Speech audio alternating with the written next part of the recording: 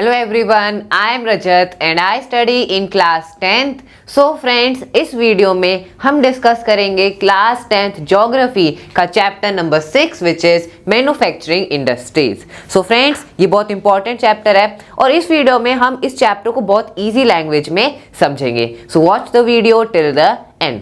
और हाँ फ्रेंड्स, इस चैप्टर की मैंने जितनी भी स्लाइड्स बनाई हैं इन सब की पीडीएफ का लिंक आपको डिस्क्रिप्शन बॉक्स में गिवन है, सो वहां जाके आप इन्हें एक्सेस कर सकते हैं। Now let's get started. So friends, इस चैप्टर में ये सभी टॉपिक्स हैं जिनके बारे में हम one by one in detail discuss करेंगे। So first of all, introduction. So सबसे पहले हम चैप्टर का एक बेसिक इंट्रोडक्शन देखेंगे, that what is manufacturing, what are manufacturing industries. Okay, then importance of manufacturing, contribution of industry to national economy, industrial location, classification of industries, industrial pollution and environmental degradation, and then control of environmental degradation. Okay, so ये सभी topics हैं। start करते हैं with the introduction. So friends, manufacturing क्या होता है? किसी भी चीज को मैन्युफैक्चर करना, इसका क्या मतलब होता है? फ्रेंड्स देखो, इसको हम एक एग्जांपल की हेल्प से समझते हैं। For example paper. So paper को हम कैसे मैन्युफैक्चर करते हैं? पेपर के लिए क्या रॉ मटेरियल की रिक्वायरमेंट होती है? The raw material is would, लकड़ी। ओके, सो यहाँ पे वुड को प्रोसेस किया जाता है, इसे ट्रांसफॉर्म किया जाता है इनटू पेपर। सो वुड क्या है? Raw material, and paper is the finished product, the final product. So friends, ये जो प्रोसेस है जिससे वुड पेपर में कन्वर्ट हुआ, this process is known as manufacturing. Okay, so manufacturing is the process by which raw material is converted into the final product. Okay, so definition पढ़ लेते हैं। The production of good in large quantities after processing from raw material to valuable product is called manufacturing. Okay, for example, production of paper from wood, sugar from sugar cane and ketchup from tomato. So ketchup from tomato, यहाँ पे जो tomato sauce होता है वो है final product, और उसके लिए किस रॉ मटेरियल की रिक्वायरमेंट होती है? टमाटो। ओके, सो यहाँ पे फ्रेंड्स, अब मैन्युफैक्चरिंग इंडस्ट्रीज क्या होती हैं? सो वो इंडस्ट्रीज जो यहाँ पे इस रॉ मटेरियल को फाइनल प्रोडक्ट में कन्वर्ट करे, प्रोसेस करे, इन इंडस्ट्रीज को हम क्या कहते हैं? Manufacturing industries. Okay, so manufacturing industries are the industries that make product from raw material by use of manual labour और machinery. So machines and manual labour का यूज करके मैन्युफैक्चरिंग इंडस्ट्रीज में यहाँ पे फाइनल प्रोडक्ट्स बनते हैं using the raw materials required. Okay, so now let's move forward. So friends, अब बात करते हैं importance of manufacturing. So manufacturing important क्यों है? Why manufacturing industries are important for the country? So इसके बारे में अब हम डिस्कस करेंगे। So friends, the first point is it reduces the dependence of people on agricultural income by providing them employment. So manufacturing industries लोगों को employment provide करती है, जिसकी वजह से उनकी जो dependence है agricultural income पर, वो dependence कम होती है, reduce होती है, क्योंकि manufacturing industries में लोगों को, people को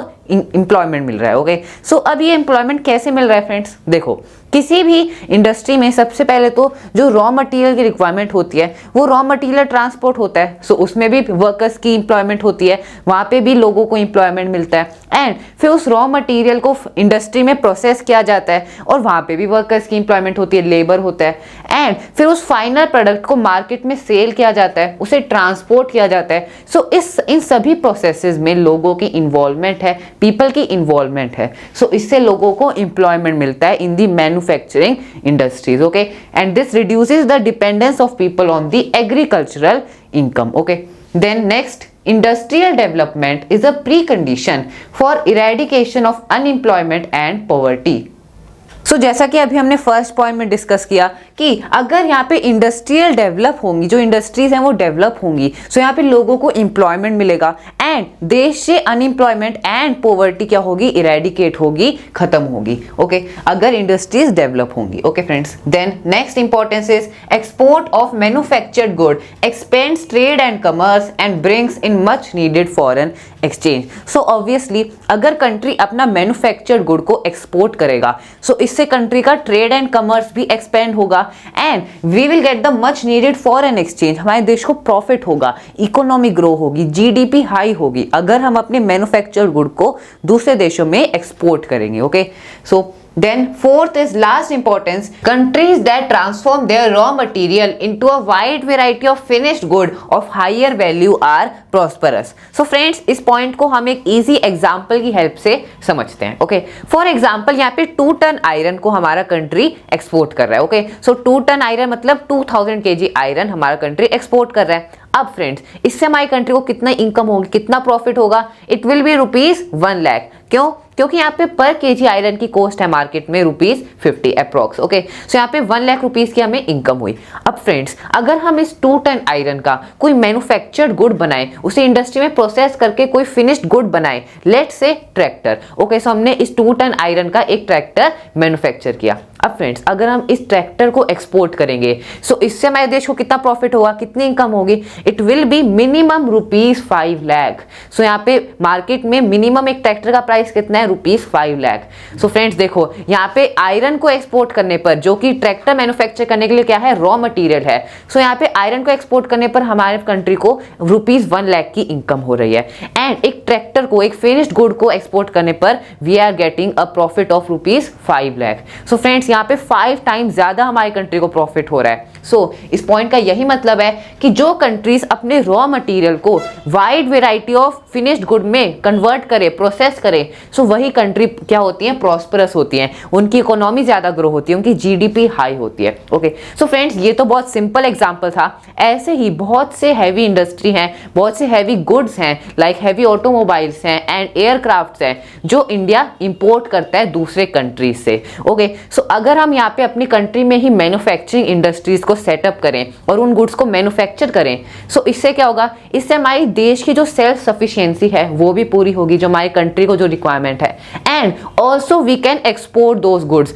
और इससे हमें क्या मिलेगा? Foreign exchange. We will get the foreign exchange. हमारी कंट्री को प्रॉफिट होगा. ओके, और फ्रेंड्स, इसके और भी बहुत से बेनिफिट्स हैं. जैसे कि अगर इंडस्ट्रीज हम सेटअप करेंगे, सो इससे एम्प्लॉयमेंट जनरेट होगा, पॉवर्टी कम होगी. Okay, so this is the benefit of converting the raw material into a wide variety of finished good in the industries. Okay, so friends, in point से हम समझ सकते हैं कि मैन्युफैक्चरिंग की कितनी ज्यादा इंपॉर्टेंस है एक कंट्री में. ओके, अब फ्रेंड्स, इस टॉपिक से रिलेटेड हमसे क्या क्या क्वेश्चन पूछे जा सकते हैं?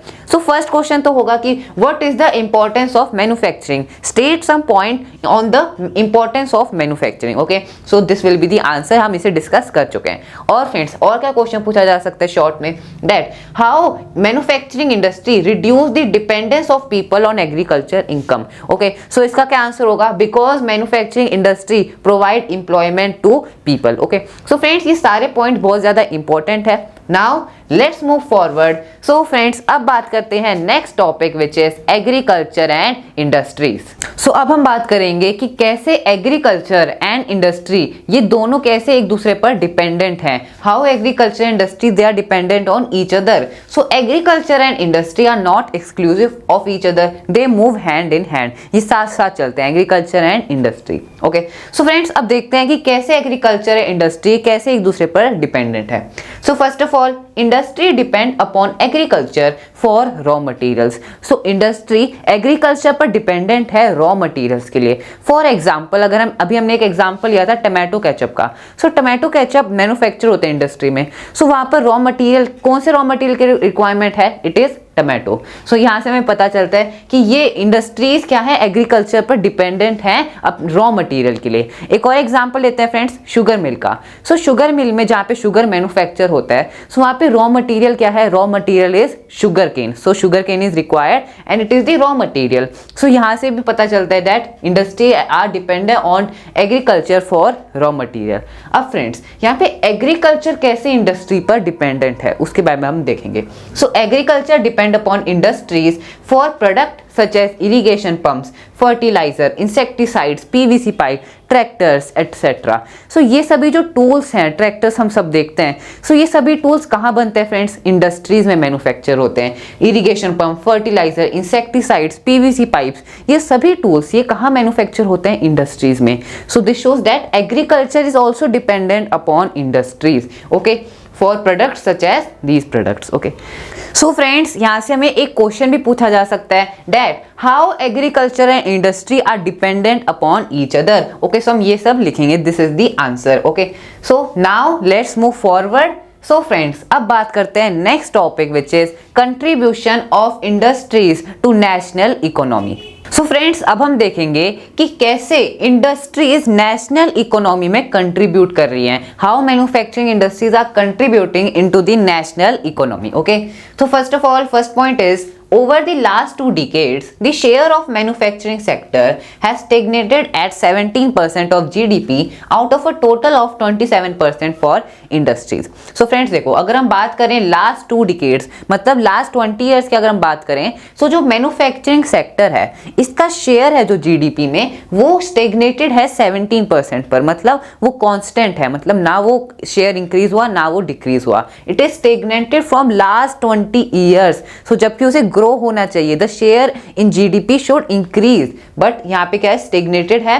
And out of a total of 27% for industry. So इसका क्या मतलब है कि टोटल इंडस्ट्री का कितना शेयर है जीडीपी में, टोटल शेयर इज 27% और उसमें से 17% है मैन्युफैक्चरिंग सेक्टर का, okay, which is 17% of GDP. Okay, then next is this is much lower in comparison to some East Asian economies where it is 25 to 35%. So अगर हम इस percentage को, ये जो शेयर है जीडीपी में, अगर हम इसे कंपेयर करें दूसरे साउथ एशियन कंट्रीज से like China, Japan, Taiwan, Singapore, so इन सभी कंट्रीज में जो मैन्युफैक्चरिंग सेक्टर का जो शेयर है वो बहुत ज़्यादा है, इट इज़ 25 to 35%, और हमारे देश का कितना शेयर है, इट इज़ 17%। सो यहाँ पे हमारे देश को ग्रो करने की ज़रूरत है, मैन्युफैक्चरिंग सेक्टर का इंफ्रास्ट्रक्चर डेवलप करने की ज़रूरत है। Okay, so our share should also increase. Now let's move forward. So यहाँ पे और भी पॉइंट्स है friends. Then the desired growth rate over the next decade is 12%. However, over the last decade it has been around 7% per annum. So ये जो desired growth rate है कि इतना ग्रो होना चाहिए per annum, it is 12%. जबकि यहाँ पे last decade से ये 7% per annum पर चल रहा है। Okay, so then next is the national manufacturing competitiveness council, NMCC। So very important full form, ये एब्रीविएशन इसकी फुल फॉर्म क्या है friends, national manufacturing competitiveness council. Okay, so इस काउंसिल को किसने सेटअप करा है, गवर्नमेंट ने सेटअप करा है to take appropriate policy measures to improve the productivity of manufacturing sector. So manufacturing sector का यहाँ पे प्रोडक्टिविटी इंप्रूव करने के लिए, जीडीपी में शेयर इंक्रीज करने के लिए गवर्नमेंट द्वारा ये काउंसिल सेटअप करी गई है, which is national manufacturing competitiveness council. Okay, so friends, these were some points regarding the contribution of industries to national economy. Friends, इस टॉपिक से रिलेटेड हमसे क्या क्वेश्चन पूछा जा सकता है in the exams, that what is the contribution of industries to the national economy. So हम ये सभी पॉइंट्स यहाँ पे लिखेंगे। ओके, सो और यहाँ पे इसकी फुल फॉर्म भी पूछी जा सकती है, which is very important, of NMCC, which is national manufacturing competitiveness council. और हमें यहाँ पे जो जीडीपी में शेयर है, this share also we should remember. Now friends, let's move forward. So अब बात करते हैं next topic which is industrial location. So friends, अब हम डिस्कस करेंगे कि किसी भी इंडस्ट्री की लोकेशन को क्या क्या फैक्टर्स इन्फ्लुएंस करते हैं, what factors determine influence the location of an industry. Okay, so the industrial location are influenced by the availability of raw material, labour, capital, power and the market. Okay, so ये क्या है, ये factors हैं जो एक industry की location को influence करते हैं, डिटरमाइन करते हैं। सो देखो, वन बाय वन हम हर एक इस फैक्टर के बारे में डिस्कस करते हैं। So first of all, raw material. So किसी भी इंडस्ट्री को, एग्जांपल लेते हैं शुगर मिल का। सो शुगर मिल को क्या रॉ मटेरियल की रिक्वायरमेंट है, इट इज शुगर केन। सो यहाँ पे अगर मैं इंडस्ट्री, देखो हम जानते हैं कौन से स्टेट में सबसे ज्यादा शुगर केन यहाँ पे प्रोड्यूस होता है, so it is Uttar Pradesh. सो अगर आप अपनी शुगर मिल को केरला में सेटअप करोगे, सो यहाँ पे रॉ मटेरियल से आपका क्या डिस्टेंस बहुत ज्यादा है, सो ट्रांसपोर्टेशन के चार्जेस ज्यादा आएंगे।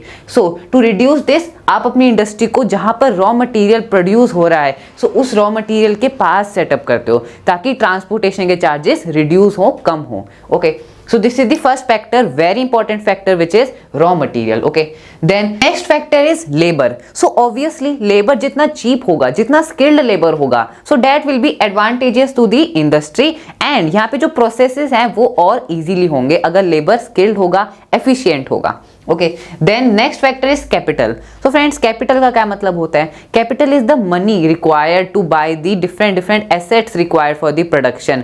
सो प्रोडक्शन के लिए सबसे पहले तो रॉ मटेरियल की रिक्वायरमेंट है, सो रॉ मटेरियल के कैपिटल की रिक्वायरमेंट हो जाती है। देन प्रोसेसेस के लिए आपको इंफ्रास्ट्रक्चर चाहिए, आपको मशीन्स की रिक्वायरमेंट है, लेबर की रिक्वायरमेंट है, सो इसके लिए भी कैपिटल की रिक्वायरमेंट है। एंड देन यहाँ पे मैन्युफैक्चर्ड गुड को आप एक्सपोर्ट करते हो मार्केट में, जो सेल करते हो उसे, सो उसके लिए भी हमें कैपिटल की ट्रांसपोर्टेशन की चार्जेस की रिक्वायरमेंट है। Okay, so capital is also very important factor for location of an industry. Okay, then next is power. Power मतलब जो इलेक्ट्रिसिटी जो सप्लाई है, अगर इलेक्ट्रिसिटी सप्लाई इरेटिक है, मतलब कभी इलेक्ट्रिसिटी आती है कभी जाती है, so that is a disadvantage. And यहाँ पे अगर इलेक्ट्रिसिटी सप्लाई कांस्टेंट है, so this will is a advantage for the industry. Okay, then the last factor which determine the location of industry is market. So it is a very important factor. अगर यहाँ पे industry से market ज्यादा दूर होगा, सो यहाँ पे obviously transportation के चार्जेस आएंगे, जैसे रॉ मटेरियल अगर दूर है इंडस्ट्री से, सो यहाँ पे ट्रांसपोर्टेशन चार्जेस को रिड्यूस करने के लिए इंडस्ट्री मार्केट के जितने पास होगी, अर्बन एरियाज में होगी, so that is a factor which influence the location of an industry. Okay, so friends, next is problem. So यहाँ पे प्रॉब्लम क्या है? Problem is that it is rarely possible to find all these factors available at one place. So ये बहुत rarely possible है कि ये सभी फैक्टर्स एक प्लेस पर अवेलेबल हो। ओके, सो इसके लिए हम क्या करते हैं, जो मैक्सिमम जितने भी फैक्टर्स अवेलेबल हो सकते हैं, अगर रॉ मटीरियल किसी इंडस्ट्री के लिए रॉ मटीरियल ज़्यादा इंपॉर्टेंट है, like iron and steel industry है, सो यहाँ पे आयरन के लिए रॉ मटीरियल क्या है? Iron ore. सो यहाँ पे आयरन ओर की जो माइंस हैं वो इंडस्ट्री के जितना पास होगी, तो क्योंकि वो जो मटेरियल है, जो रॉ मटेरियल है वो हैवी है, iron ore is heavy material, so that's why यहाँ पर रॉ मटेरियल जो माइंस हैं उसके पास इंडस्ट्री को सेटअप किया जाता है। ठीक है, सो यहाँ पे कुछ इंडस्ट्री के लिए रॉ मटेरियल ज्यादा इंपॉर्टेंट है, सो कुछ इंडस्ट्री के लिए यहाँ पे लेबर इंपॉर्टेंट है। ओके, कुछ इंडस्ट्रीज के लिए मार्केट फैक्टर इंपॉर्टेंट है। ओके, सो इंडस्ट्री से इंडस्ट्री ये फैक्टर की इंपॉर्टेंस क्या करती है? वेरी करती है। Okay, so the key to decision for a factory location is least cost. So यहाँ पे जो सबसे कम कॉस्ट लग सकती है, सो ये एक की है डिसीजन के लिए, एक फैक्ट्री की लोकेशन के लिए। Okay, that the least cost, जितनी कम से कम यहाँ पे कॉस्ट आ सकती है, that will be a very key decision for a factory location. Okay, then friends, government policies also influence the industrial location. So obviously जो गवर्नमेंट की पॉलिसीज हैं वो भी एक इंडस्ट्री की लोकेशन को इन्फ्लुएंस करती हैं। अगर पॉलिसी ज़्यादा स्ट्रिक्ट है, so that will be a disadvantage for the industry. Okay, so friends, these were some points, these were some factors that determine the location of an industry. So friends, यहाँ से हमसे कैसे question पूछा जा सकता है, that what are the factors, what are the different factors that influence the location of an industry. So that इसका answer क्या होगा? Raw material, labour, capital, power and market. और इसे हमें ब्रीफली इसने एक्सप्लेन भी करना है। Okay, so now let's move forward. So friends, यहाँ पे हमें एनसीईआरटी में ये दो डायग्राम्स दिए हुए हैं, सो इनको अब हम समझते हैं।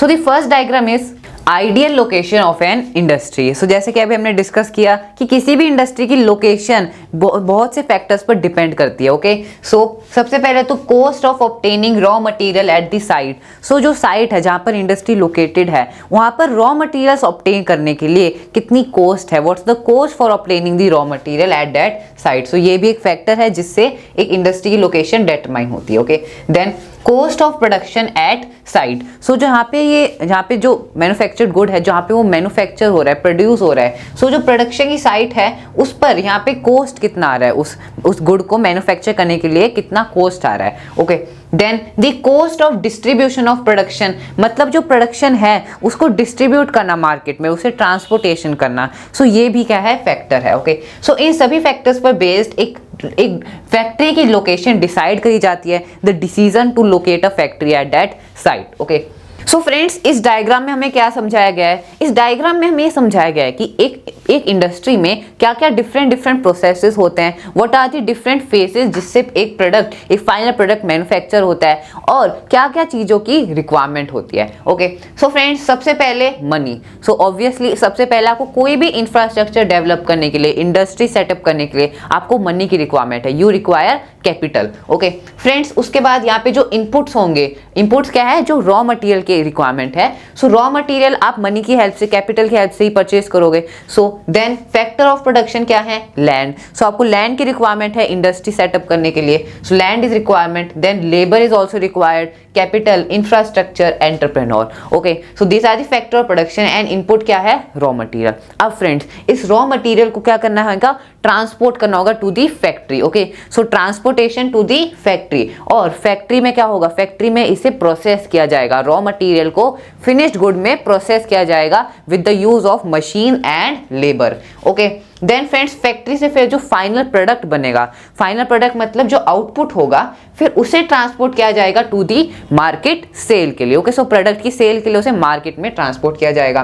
देन यहाँ पे मार्केट से फिर उस इंडस्ट्री को ऑब्वियसली प्रॉफिट होगा। ओके सो फ्रेंड्स, यहाँ पे आप देख सकते हैं, समझ सकते हैं कि ये पूरा प्रोसेस, ये स्टार्ट मनी से हुआ एंड ये एंड भी मनी पर हुआ। ओके सो आई होप आपको ये डायग्राम भी अच्छे से समझ आ गया है। Now friends, let's move forward. So अब बात करते हैं next topic which is industrialisation and urbanisation. तो फ्रेंड्स, अब हम बात करेंगे कि कैसे इंडस्ट्रियलाइजेशन एंड अर्बनाइजेशन, कैसे ये आपस में एक दूसरे पर डिपेंडेंट है। सो फ्रेंड्स देखो, सबसे पहले तो इंडस्ट्रियलाइजेशन क्या होता है, जब किसी एरिया पर, यहाँ पे किसी भी एरिया पर यहाँ पे इंडस्ट्रीज आती हैं और वहाँ पे इंडस्ट्रीज सेटअप होती हैं। So that is known as industrialisation, जब किसी एक पर्टिकुलर एरिया पर इंडस्ट्रीज सेटअप होती हैं। Okay so that is industrialisation. And urbanisation क्या होता है फ्रेंड्स, किसी भी एरिया का अर्बनाइज होना, यहाँ पे मतलब लोगों का उस जगह पर सेटल होना, यहाँ पे मेडिकल जो फैसिलिटीज है उनका डेवलप होना, यहाँ पे स्कूल्स खुलना। So this is known as the urbanisation of N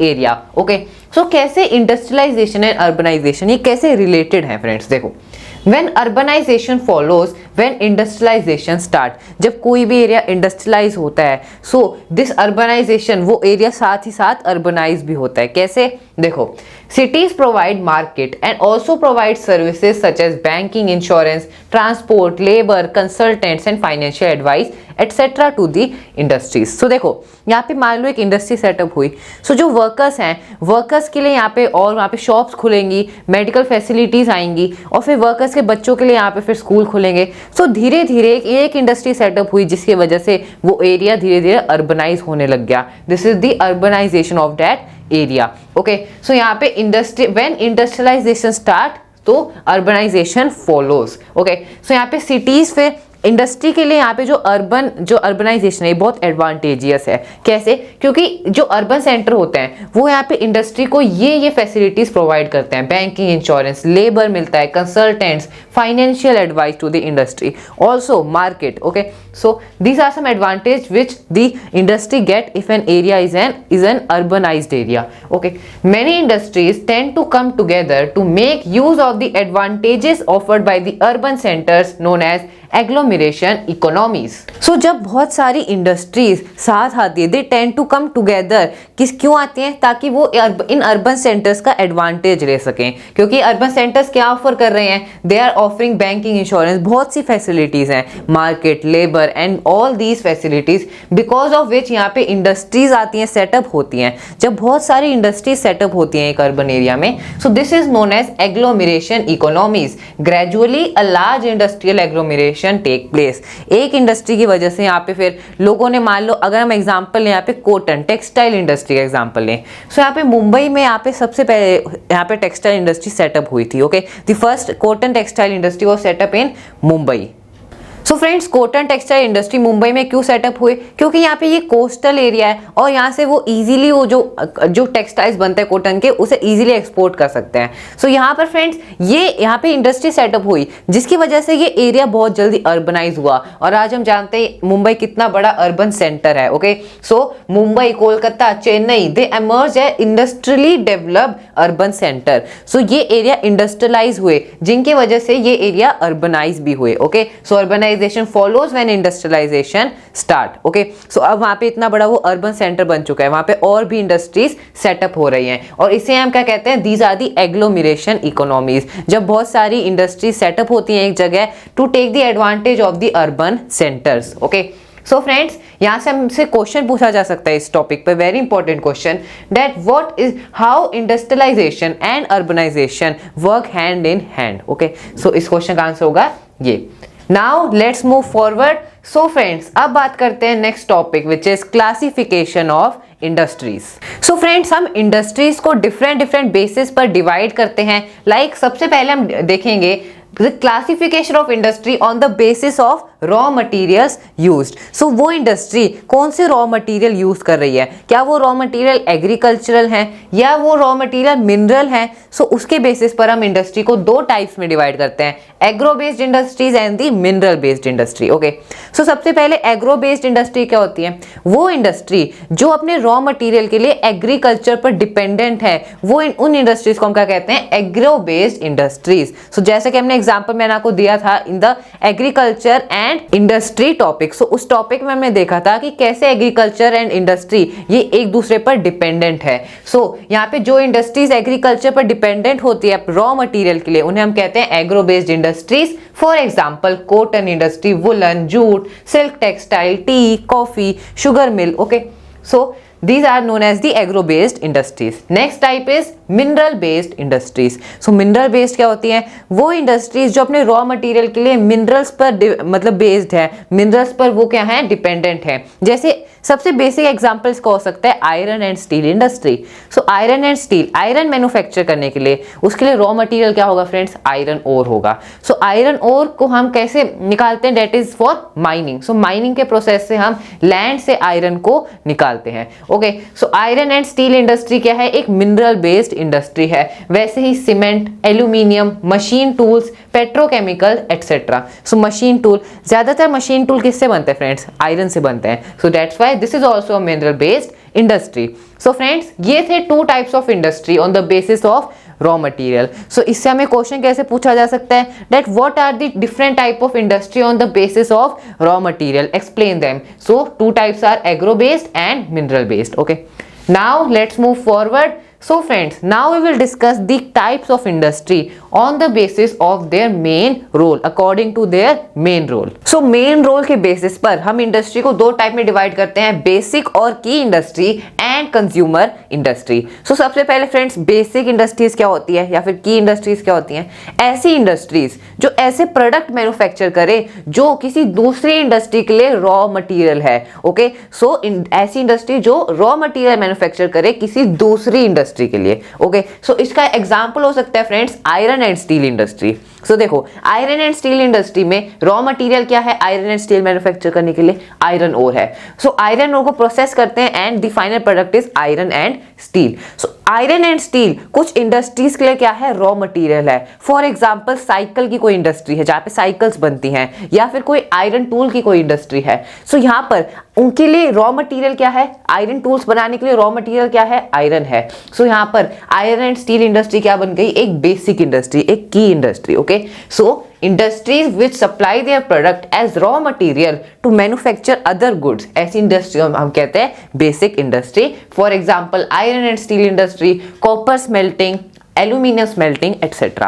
okay, so now next type is consumer industry. So consumer industry क्या होती है फ्रेंड्स, ऐसी इंडस्ट्री मतलब जो वो प्रोडक्ट मैन्युफैक्चर कर रहे हैं वो डायरेक्ट कंज्यूमर द्वारा कंज्यूम करी जाती हैं। इसका एग्जांपल हो सकता है friends sugar industry, toothpaste industry. So यहाँ पे जो शुगर इंडस्ट्री है उनका जो प्रोडक्ट है शुगर, चीनी, ये डायरेक्ट कंज्यूम करी जाती है कंज्यूमर द्वारा। जो यहाँ पे कंज्यूमर है वो डायरेक्ट इसे कंज्यूम करते हैं। सो यहाँ पे कोई दूसरी इंडस्ट्री नहीं है रॉ मटेरियल के लिए जिसपे वो डिपेंडेंट है। यहाँ पे शुगर केन कहां से आता है, एग्रीकल्चर से आता है and then it is processed in the industry and the final product is sugar. So ऐसी इंडस्ट्रीज को हम क्या कहते हैं, consumer industries. So industries that produce good for direct use of the consumers, for example sugar, toothpaste, paper, sewing machines, fans etcetera. Okay, so friends इस पे भी question ऐसे ही पूछा जाएगा कि what are the different type of industry on the basis of their main role, explain them. Okay, so this will be the answer.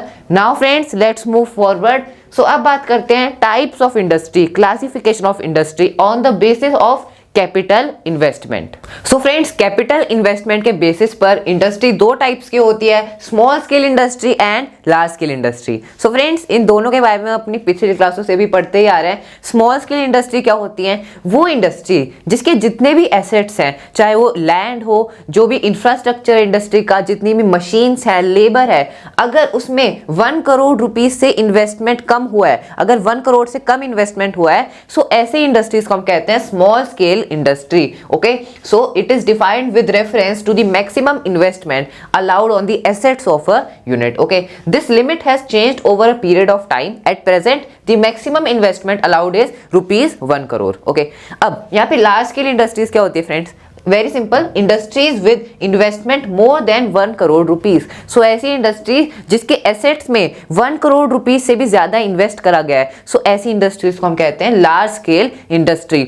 और friends, यहाँ पे स्मॉल स्केल इंडस्ट्री के क्या एग्जांपल हो सकते हैं? फॉर एग्जांपल, कोई बेकिंग इंडस्ट्री है जहां पर केक्स बनते हैं, पेस्ट्रीज बनती हैं, so this is a example of a small scale industry. Okay, और लार्ज स्केल इंडस्ट्री के एग्जांपल है iron and steel industry, textile industry, silk industry. Okay, so these are large scale industry. Okay, और friends, इससे question हमसे पूछा जा सकता है, what are the 2 types of industry on the basis of capital investment, या फिर what is small scale industry, what is large scale industry. Okay friends, now let's move forward. So अब बात करते हैं next, which is classification of industry on the basis of ownership.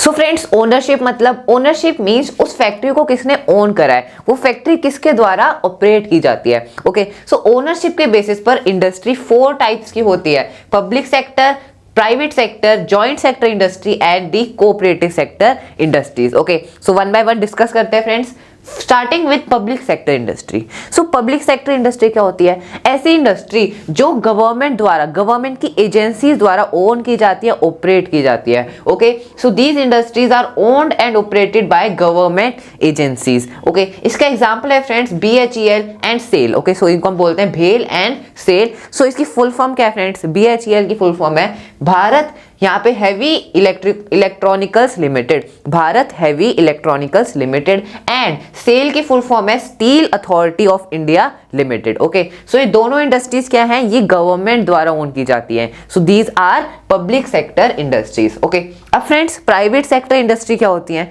ऐसी industries जो private individuals द्वारा own करी जाती हैं, या फिर एक ग्रुप ऑफ इंडिविजुअल्स द्वारा ओन की जाती है। सो ऐसी इंडस्ट्रीज को हम कहते हैं प्राइवेट सेक्टर इंडस्ट्री।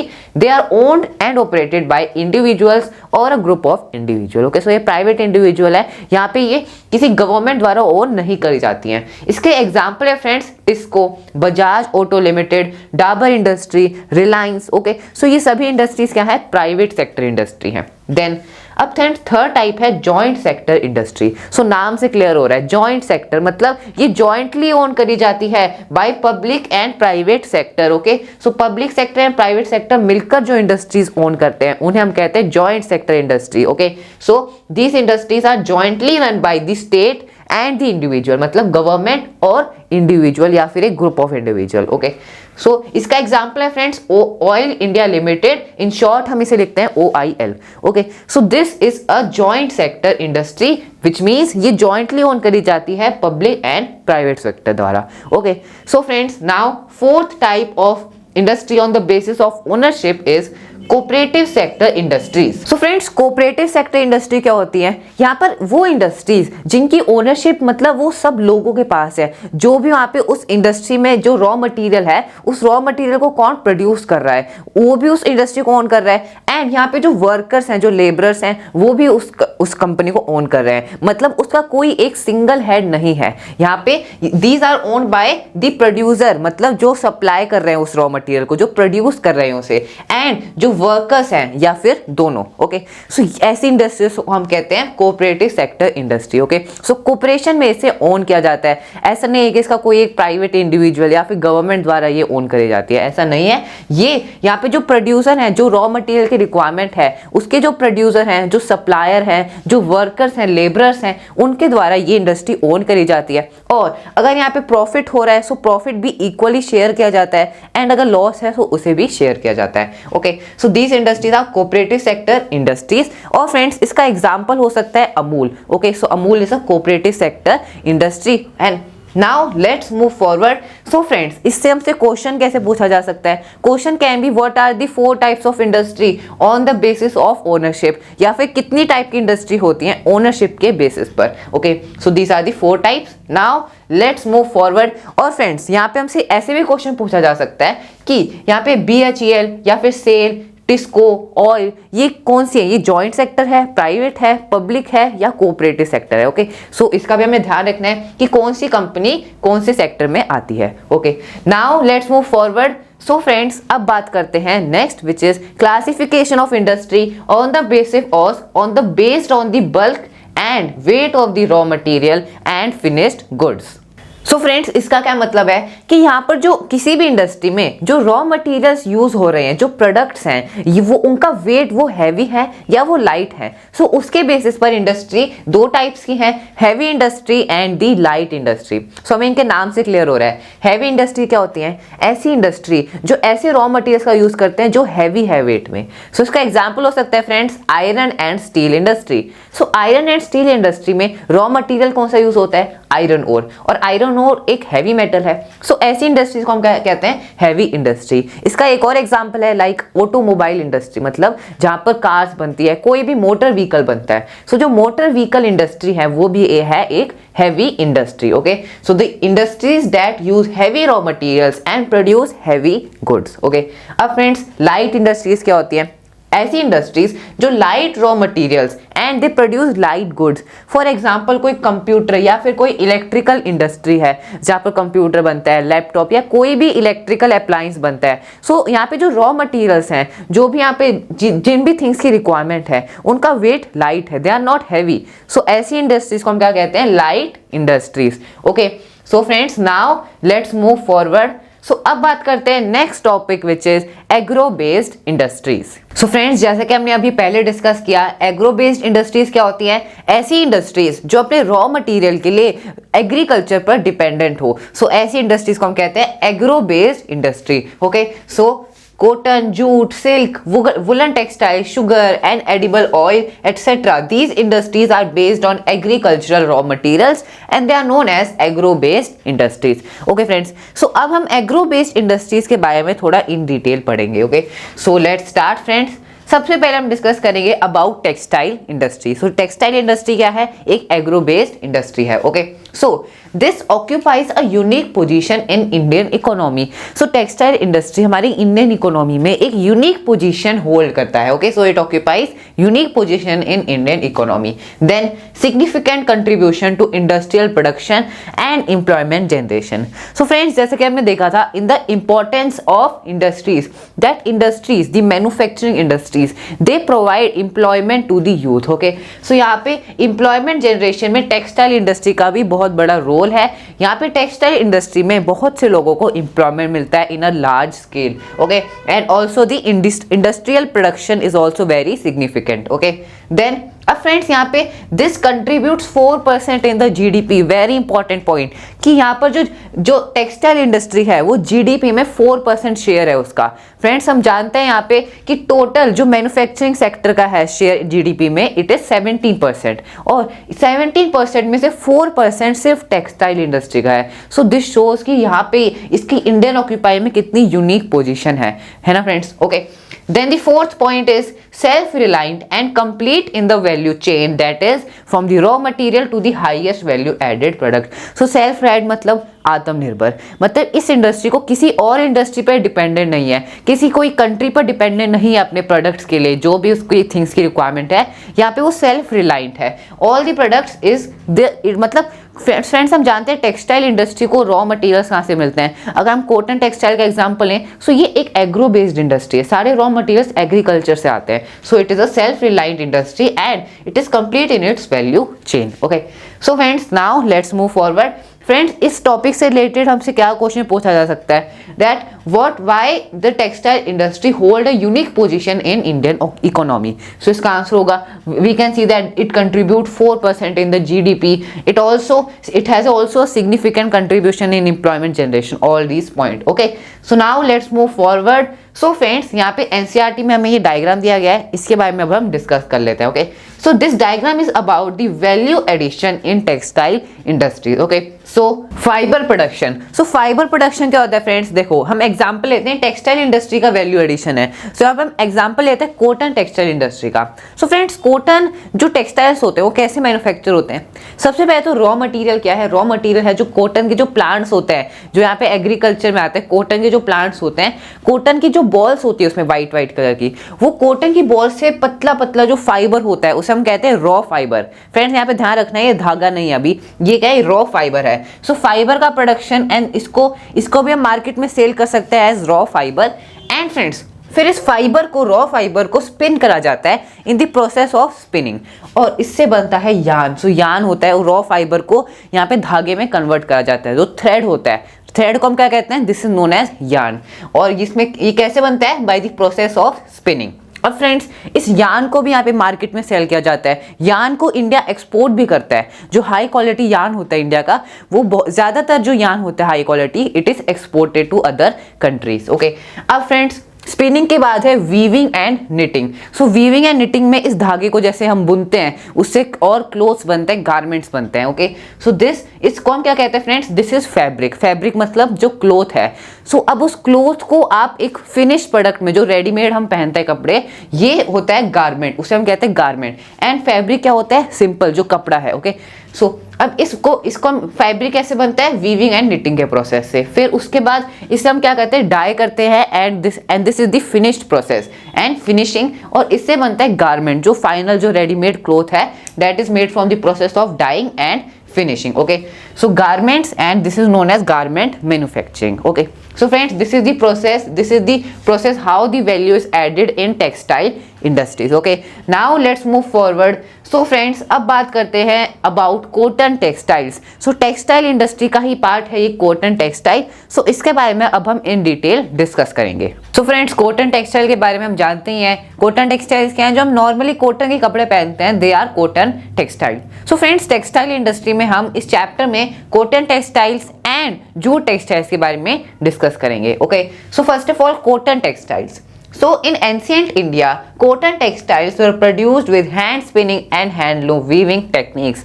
So यहाँ पे अगर हम ancient India की बात करें, मतलब इंडिपेंडेंस का जो हमारा पूरा स्ट्रगल था, इंडिपेंडेंस स्ट्रगल, उसकी बात करें तो उस टाइम कॉटन टेक्सटाइल्स को हैंड स्पिनिंग एंड हैंडलूम जो वीविंग टेक्निक था उसकी हेल्प से कॉटन टेक्सटाइल को प्रोड्यूस करा जाता था।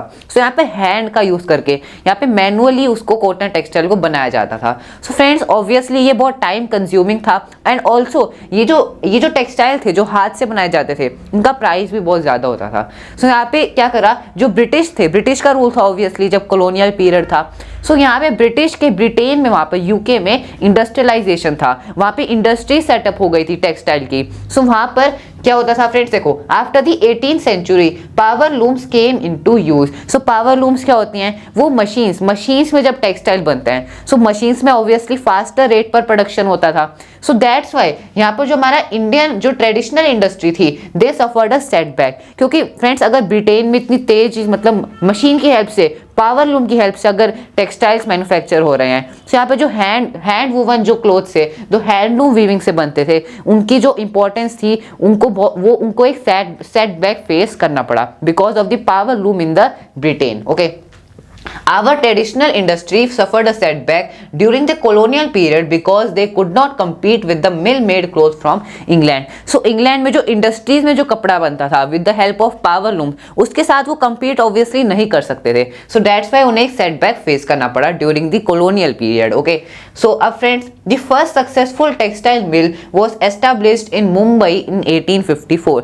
जो सबसे पहली सक्सेसफुल टेक्सटाइल मिल थी वो मुंबई में सेटअप करी गई थी इन the year 1854. Okay, so this is also very important. ये हमसे पूछा जा सकता है that when the first successful textile mill was setup. Okay, so the answer is Mumbai in the year 1854. Okay friends, so friends ये क्या है फ्रेंड्स, ये है खादी. ये जो चरखा है, इस चरखे पे क्या होता है फ्रेंड्स, इसको बहुत ज्यादा प्रमोट भी करा था, इसे पॉपुलराइज करा था महात्मा गांधी जी ने during the Indian independence struggle. Okay, so and this is the cotton ball. ये जो कॉटन का प्लांट है, इस कॉटन के प्लांट से कॉटन की बॉल्स होती हैं, उस कॉटन बॉल से फिर फाइबर निकलता है जो रॉ फाइबर होता है, फिर उसे स्पिनिंग के प्रोसेस से उसमें से यार्न निकाला जाता है। Okay, now let's move forward. So friends, अब थोड़ा और इसके बारे में डिस्कस करते हैं, कॉटन टेक्सटाइल्स के बारे में। सो in the early years, the cotton textile industry was concentrated in the cotton growing belt of Maharashtra and Gujarat. So जो cotton growing belt है महाराष्ट्र गुजरात, वहीं पे ज़्यादातर इंडस्ट्रीज क्या थी, कंसंट्रेटेड थी। क्यों? क्योंकि फ्रेंड्स यहाँ पे बहुत सारी यहाँ पे रीजन है। Why? Because of the availability of raw material, market, transport including the accessible port facilities, labour, moist climate etcetera. So वहाँ का फ्रेंड्स देखो जितनी भी इतनी एडवांटेजेस थी वहाँ पर कि मॉइस्ट क्लाइमेट भी था, मॉइस्ट क्लाइमेट की रिक्वायरमेंट है, ऑल्सो लेबर की रिक्वायरमेंट है, चीप लेबर अवेलेबल है, पोर्ट फैसिलिटीज है क्योंकि कोस्टल रीजन पर है, सो आप इसे इजीली एक्सपोर्ट कर सकते हो अपने टेक्सटाइल्स को। एंड देन रॉ कॉटन, वहाँ पे रॉ कॉटन ग्रो किया जाता है, एंड देन मार्केट भी अवेलेबल है, ट्रांसपोर्ट फैसिलिटीज भी है।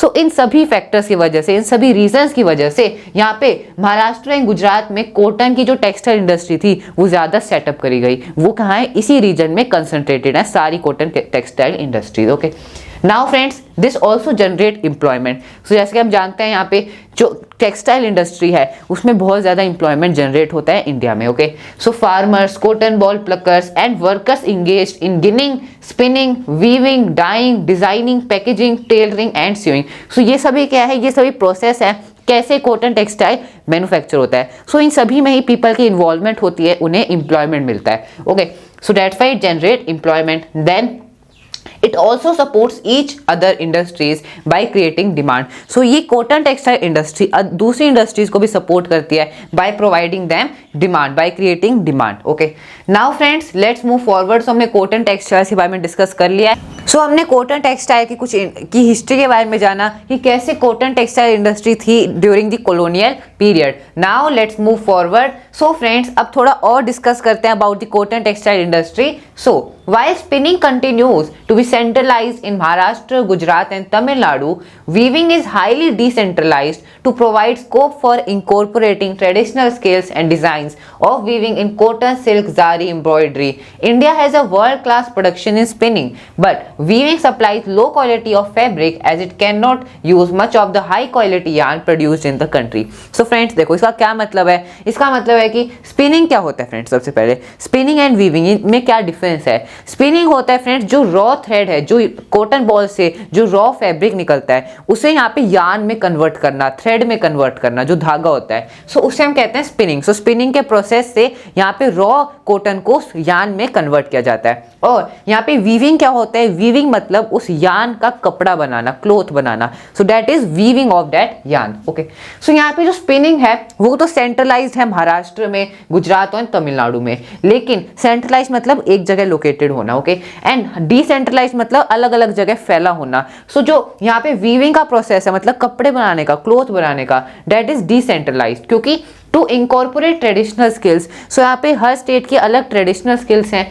लाइक कॉटन, कोई कॉटन के कपड़े बनाते हैं, कोई सिल्क के, जारी, एम्ब्रॉयडरी एटसेट्रा। ओके, सो यहाँ पे India has a world class production in spinning. Spinning मतलब आपको बताया मैं, जैसे यार्न जहाँ से प्रोडक्शन होता है यार्न का, धागे का। सो यहाँ पे तो हमारे इंडिया वर्ल्ड क्लास है, लेकिन वीविंग का जो सप्लाई है वो लो क्वालिटी है। वीविंग मतलब जो कपड़े की क्वालिटी है वो लो क्वालिटी है। क्यों? क्योंकि फ्रेंड्स कपड़ा किससे बनता है? धागे से। और जो हमारी कंट्री में ज़्यादातर जो हाई क्वालिटी यार्न होता है, जो धागा होता है, उसे हम एक्सपोर्ट कर देते हैं। सो बचता कपड़े बनाने के लिए बहुत लो क्वालिटी यार्न बचता है कंट्री में, जिसकी वजह से जो वीविंग है it supply low quality of fabric as it cannot use much of the high quality yarn produced in the country। क्योंकि ज़्यादातर जो हाई क्वालिटी यार्न है उसे इंडिया एक्सपोर्ट कर देता है to other countries. Okay friends, I hope आपको paragraph समझ आ गया है। Now India textile trade. So अब हम डिस्कस करेंगे इंडिया टेक्सटाइल ट्रेड के बारे में। Okay, so India export yarn to Japan. So जैसा कि मैंने आपको बताया कि हम इंडिया ज़्यादातर जो हाई क्वालिटी यार्न होता है उसे एक्सपोर्ट कर देता है, like Japan. Other importers of cotton good from India are USA, UK, Russia, France, east European countries, Nepal, Singapore, Sri Lanka and African countries. Okay, so friends, now let's move forward. So यहाँ पे friends हमें book में एक diagram दिया गया है, हमारे को इंडिया का एक मैप दिया गया है और इस मैप में क्या बताया गया है, कॉटन टेक्सटाइल मिल्स कहाँ है, वुलन टेक्सटाइल मिल की लोकेशन कहाँ है एंड सिल्क टेक्सटाइल मिल की। ओके, सो यहाँ पे कुछ मेजर लोकेशंस है of textile mills like woollen textile mill located है बारामूला, अमृतसर, लुधियाना, पानीपत, गुरुग्राम। ओके, सो ये है मेजर लोकेशन लाइक कानपुर यहाँ पे उत्तर प्रदेश में, जयपुर। ओके, एंड यहाँ पे कॉटन टेक्सटाइल की लोकेशन आप देख सकते हैं, ज्यादातर ये कहाँ कंसंट्रेटेड है, महाराष्ट्र एंड गुजरात वाले रीजन में, तमिलनाडु में। ओके, सो उज्जैन, इंदौर, अहमदाबाद, राजकोट, सूरत, पुणे, मुंबई में पहली कॉटन टेक्सटाइल मिल सेटअप हुई थी। ओके, सो देन यहाँ पे सिल्क टेक्सटाइल कहाँ का है, श्रीनगर में, अनंतनाग में, Varanasi, Bankura and Murshidabad. Okay, so वैसे यहाँ पे Belagavi, Mysore, okay and Kolar. So ये है location of silk textile industry. Okay, now friends let's move forward. So हमने यहाँ पे कॉटन टेक्सटाइल इंडस्ट्री के बारे में इन डिटेल डिस्कस कर लिया है। सो इससे फ्रेंड्स क्या क्वेश्चन पूछे जा सकते हैं, सबसे पहले तो कॉटन टेक्सटाइल की हमें हिस्ट्री बतानी है, कॉलोनियल पीरियड में हमारी कॉटन टेक्सटाइल इंडस्ट्री की क्या कंडीशन थी। Okay, so this will be the answer. First, successful textile mill was set up in Mumbai in the year 1854. Then यहाँ पे early years में ये कहाँ पे concentrated है cotton textile industry? Okay, in the Maharashtra and Gujarat states. Then it also generate employment. Now friends, let's move forward. So अब बात करते हैं the problems of the textile industry, problems of the cotton textile industry. So friends, these are the problems faced by the cotton textile industry in India. Our spinning mills are competitive at the global level and capable of using all the fibers we produce. So जो हमारी spinning mills है, मतलब जो machines yarn produce करती है, वो तो हमारी world class level है. They can compete at the global level, but the power supply is erratic. मतलब power supply constant नहीं है, कभी electricity आती है, कभी electricity जाती है. So this is also a problem. Then machinery need to be upgraded. Machinery को upgrade करने की जरूरत है in the industry, in the weaving and processing sector in particular. So particularly यहाँ पे जो हमारा जो स्पिनिंग मिल्स हैं वो तो वर्ल्ड क्लास है, लेकिन जो वीविंग की जो मशीन्स है, जो वीविंग सेक्टर है, उसे अपग्रेड करने की जरूरत है। जो वीविंग मतलब जहाँ से क्लोथ मैन्युफैक्चर होते हैं। Okay, other problems are the low output of labour.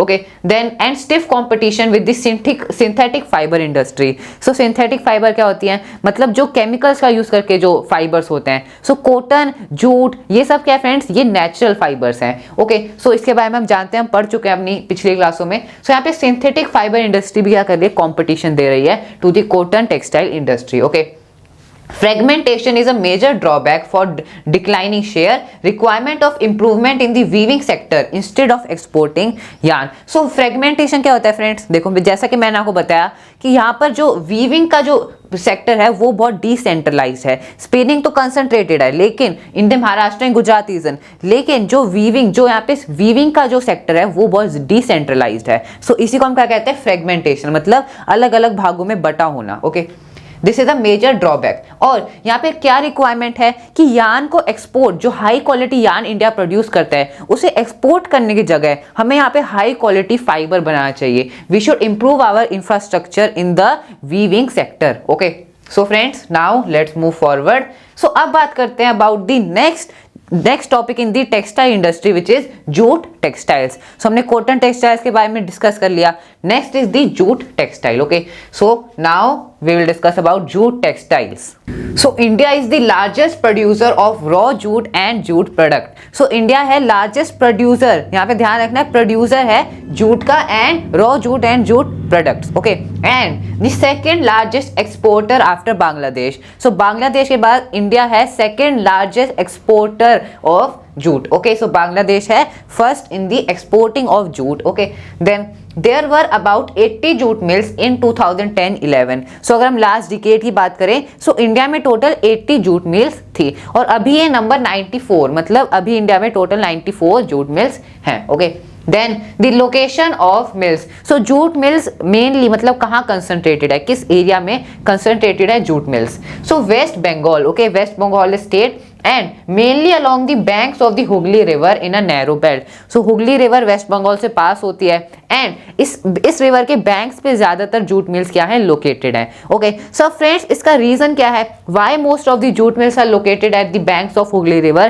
इसके बारे में अब हम डिस्कस करेंगे। So why Hooghly basin is an ideal location for jute mills? So the first reason is proximity of the jute producing area. So proximity मतलब nearness. So जो areas है जहाँ पर जूट प्रोड्यूस होता है, जहाँ पे जूट का प्लांट ग्रो होता है, so वो जो एरियाज हैं वो यहाँ पे हुगली बेसिन के नियर है, they are proximity. Okay, so proximity मतलब nearness. So proximity of the jute producing area, एक तो ये रीजन है. Then next is inexpensive water transport supported by a good network of railway, roadways and waterways. So यहाँ पे जो transport है, जो कोस्ट है वो बहुत चीप है and there is inexpensive water transport. So easily यहाँ पे हम अपने गुड्स को एक्सपोर्ट कर सकते हैं. Okay, then abundant water for processing raw jute. So raw jute को प्रोसेस करने के लिए फ्रेंड्स वाटर की रिक्वायरमेंट होती है और यहाँ पे जो वाटर है abundant क्वांटिटी में प्रेजेंट है. So that's why this is also a advantage. Then cheap labor from West Bengal and adjoining states. So friends हम जानते हैं यहाँ पे जो ये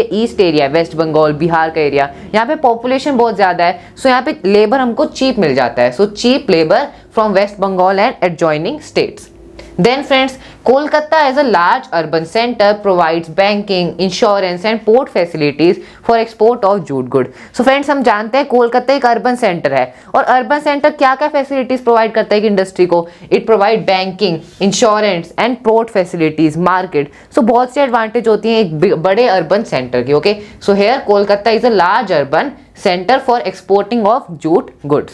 Okay friends, now let's move forward. So friends, यहाँ पे एक did you know fact है. So what's the fact? The first jute mill was set up near Kolkata in 1855 at Rishra. Okay, after partition in 1947, 3/4 of the jute producing area went to Bangladesh. So यहाँ पे सबसे पहले तो jute mill लगी थी India में. It was set up near Kolkata. Okay, in the year 1855 at Rishra. And friends after partition 1947 में जब पार्टीशन हुआ था सो उसमें 3/4 of the jute producing area मतलब उसका 3/4 कहाँ गया, बांग्लादेश में गया. सो अभी यहाँ पे इंडिया में सिर्फ 1/4 एरिया ही बचा है. Okay, so now let's move forward. Now friends, now let's discuss about the challenges faced by the jute industry.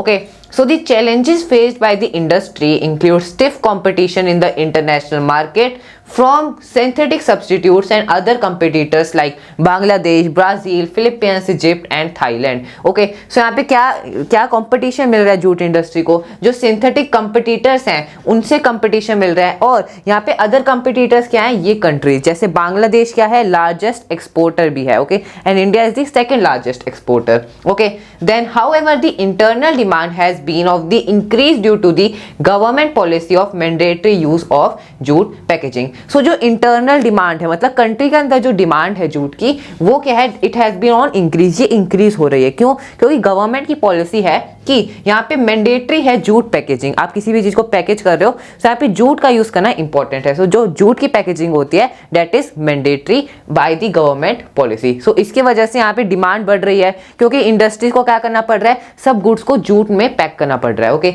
So jute packaging is mandatory. Then the main market are USA, Canada, Ghana, Saudi Arabia, UK and Australia. The growing global concern for environmental friendly biodegradable materials has once again opened the opportunity for jute products. So friends, obviously jute products क्या होंगे, वो environment friendly होंगे.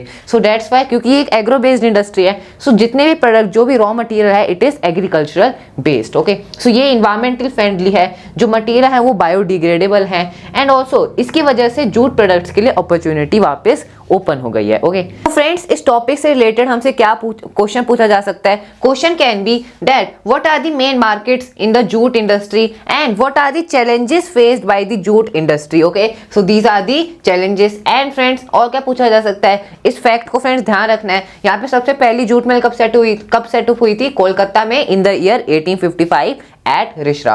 Okay, and partition के 1947 में partition के बाद जो 3/4 jute producing area था वो बांग्लादेश में चला गया and only 1/4 area was left in India. Okay, and यहाँ पे क्वेश्चन और क्या पूछा जा सकता है, that why Hooghly basin is an ideal location for jute mills. Okay, so these are the points which you should keep in mind. Okay, now let's move forward. So friends, अब बात करते हैं next industry which is the sugar industry. So friends देखो, हमने सबसे पहले agro based industry में textile industry की बात करी और टेक्सटाइल इंडस्ट्री में हमने फिर सबसे पहले कॉटन इंडस्ट्री डिस्कस करा, cotton textile industry and then jute textile industry. अब हम डिस्कस करने वाले हैं sugar industry.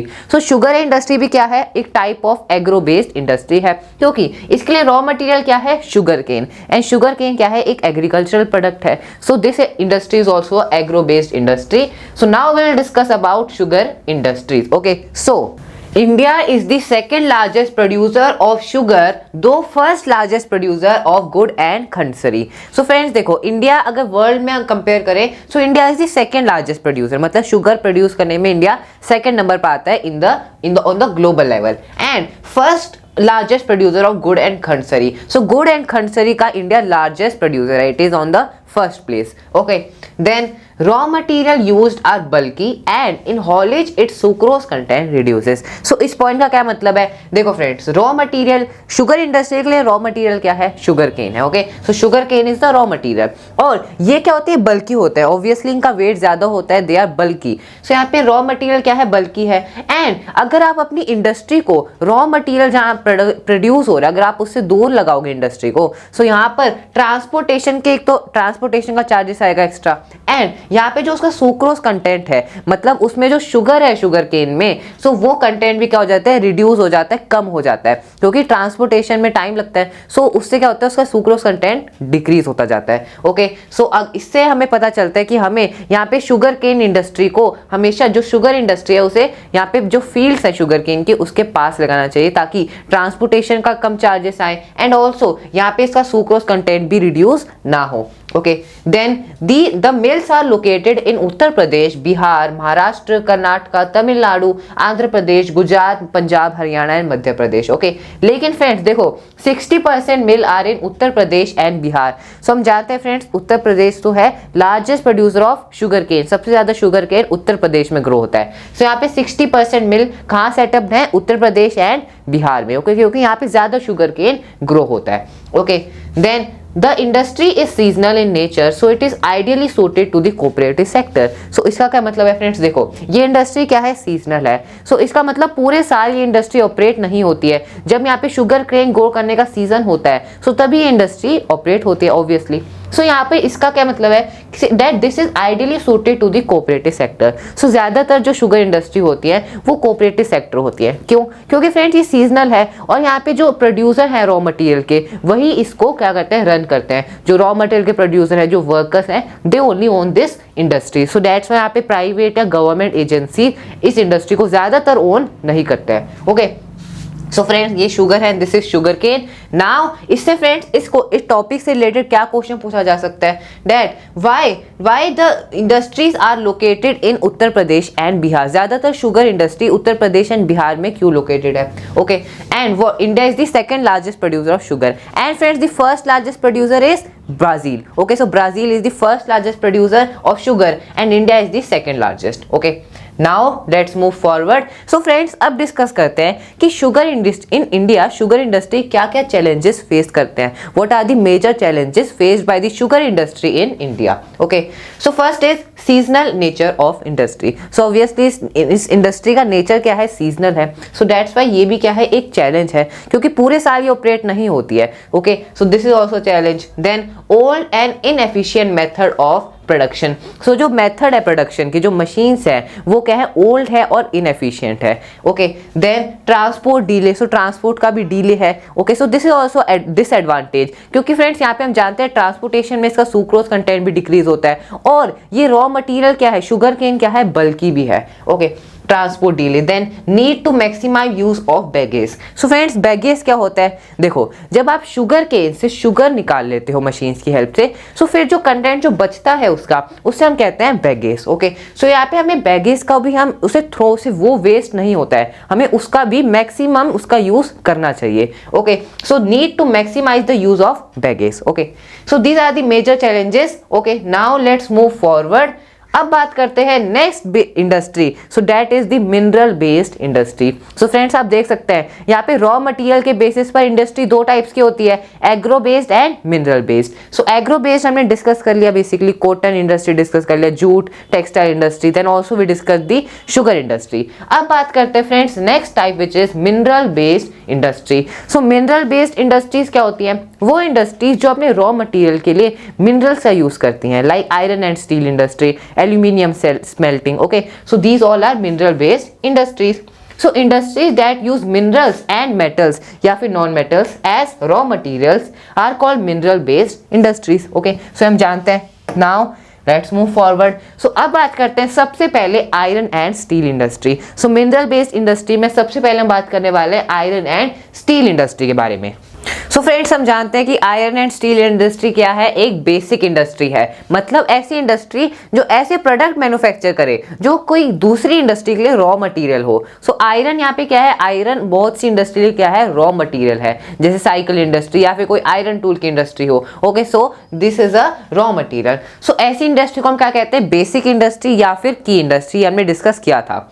So the iron and steel industry is the basic industry since all the other industry heavy, medium and light depend on it for their machinery. So, चाहे वो industry heavy हो, medium हो या light हो, वो raw materials की बहुत सी ऐसी इंडस्ट्री है जो रॉ मटेरियल्स के लिए आयरन इंडस्ट्री पर डिपेंडेंट है, आयरन एंड स्टील इंडस्ट्री पर डिपेंडेंट है फॉर देयर मशीनरी। सो ये क्या है फ्रेंड्स? एक बेसिक इंडस्ट्री है। ओके, और फ्रेंड्स हम जानते हैं आयरन एंड स्टील इंडस्ट्री क्या है? एक लार्ज स्केल इंडस्ट्री भी है। Also it is a mineral based industry. And okay, now steel is needed to manufacture a wide variety of engineering goods, construction material, defense, medical, telephonic, scientific equipment and a variety of consumer good. So हम जानते हैं friends, जो steel का use बहुत से good manufacture करने में होता है। सो इसका एग्जांपल हम देख ही सकते हैं यहाँ पे, इंजीनियरिंग गुड हो, चाहे कंस्ट्रक्शन मटेरियल हो, कोई डिफेंस लाइक एयरक्राफ्ट हो, सो इनमें स्टील का बहुत ज्यादा यूज होता है। Okay, telephonic, scientific equipment and a variety of consumer goods. अब iron and steel is a heavy industry because all the raw material as well as the finished good are heavy and bulky. So friends, हम जानते हैं कि iron industry, iron and steel industry में जो raw material है वो बहुत बल्की होता है, वेट में हैवी होता है। So it is also a heavy industry. Okay, then iron ore coking coal and limestone. So सबसे पहले आयरन और क्या है फ्रेंड्स? रॉ मटेरियल जिससे आयरन और स्टील मैन्युफैक्चर होते हैं। देन कोकिंग कोल क्या है फ्रेंड्स? कोकिंग कोल एक टाइप ऑफ कोल है जिसकी हेल्प ली जाती है to melt iron ore. So iron ore को मेल्ट करने के लिए यहाँ पे कोकिंग कोल की हेल्प ली जाती है। Okay, so coking coal and limestone. So limestone क्या है फ्रेंड्स? लाइमस्टोन एक मेटल है। Then are required in the ratio of approximately 4:2:1. So यहाँ पे आयरन ओर का क्या है? Ratio 4 and then coking coal is required in the ratio 2 and limestone in the ratio 1. Okay, so इस ratio में iron ore coking coal and limestone required होते हैं टू में and some quantity of manganese. So manganese की भी requirement होती है क्यों? It also required to harden the steel. So steel को हार्डन करने के लिए, ओके, और स्टील को मैन्युफैक्चर करने के लिए यहाँ पे इनका यूज है, coking coal, iron ore and limestone. Okay, और इनका रेशियो है 4:2:1। Okay, so very important. Now let's move forward. So friends, अब यहाँ पे एनसीईआरटी में हमें एक डायग्राम दिया गया है। सो डिस्कस कर लेते हैं इस डायग्राम में हमें क्या समझाया गया है। So this is the process of manufacture of steel. So steel कैसे मैन्युफैक्चर होता है, क्या क्या प्रोसेसेस होते हैं इंडस्ट्री में, वही हमें इस डायग्राम में समझाया गया है। सो समझते हैं फ्रेंड्स। सबसे पहले the transport of raw material to plant. So जो रॉ मटेरियल है, जो आयरन ओर है, सबसे पहले उसे ट्रांसपोर्ट किया जाता है फैक्ट्री तक। Okay, then blast furnace. So इसमें क्या होता है फ्रेंड्स? इसमें आयरन ओर को मेल्ट किया जाता है। Iron ore is melted and limestone is fluxing material which is added. So ये एक फ्लक्सिंग मटेरियल है जिसे ऐड किया जाता है and slag is removed. Coke is burn to heal the ore. So ore को हीट करने के लिए कोकिंग कोल का it is used. Okay, so coke को बर्न किया जाता है ताकि आयरन ओर मेल्ट हो सके।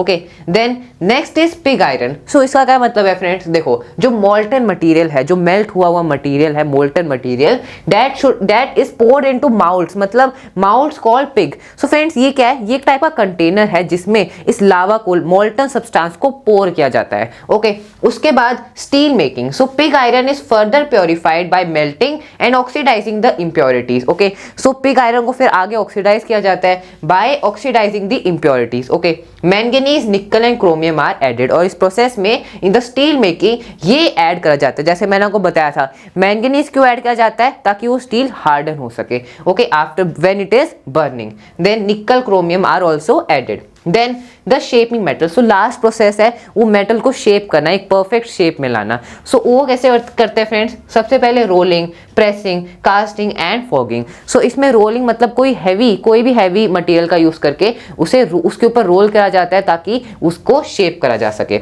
Okay, and pressing and casting and fogging. Okay, so these are the processes in the industry which is in the manufacturing of steel. So steel के manufacturing में ये सभी processes होते हैं। Okay, so हम इस topic से related हमसे क्या question पूछा जा सकता है? That what are the different processes involved in the production, in the manufacturing of steel? Okay, so this is the answer. ये processes हमें इस diagram में समझाए गए हैं। Okay, now और फ्रेंड्स ये भी हमने डिस्कस कर लिया। Now let's move forward. So अब बात करते हैं India position in iron and steel production. So अब हम देखते हैं आयरन एंड स्टील के प्रोडक्शन में इंडिया की क्या पोजीशन है। Okay, so in 2019 with 111 million tons of crude steel production, India ranked second among the world crude steel producer.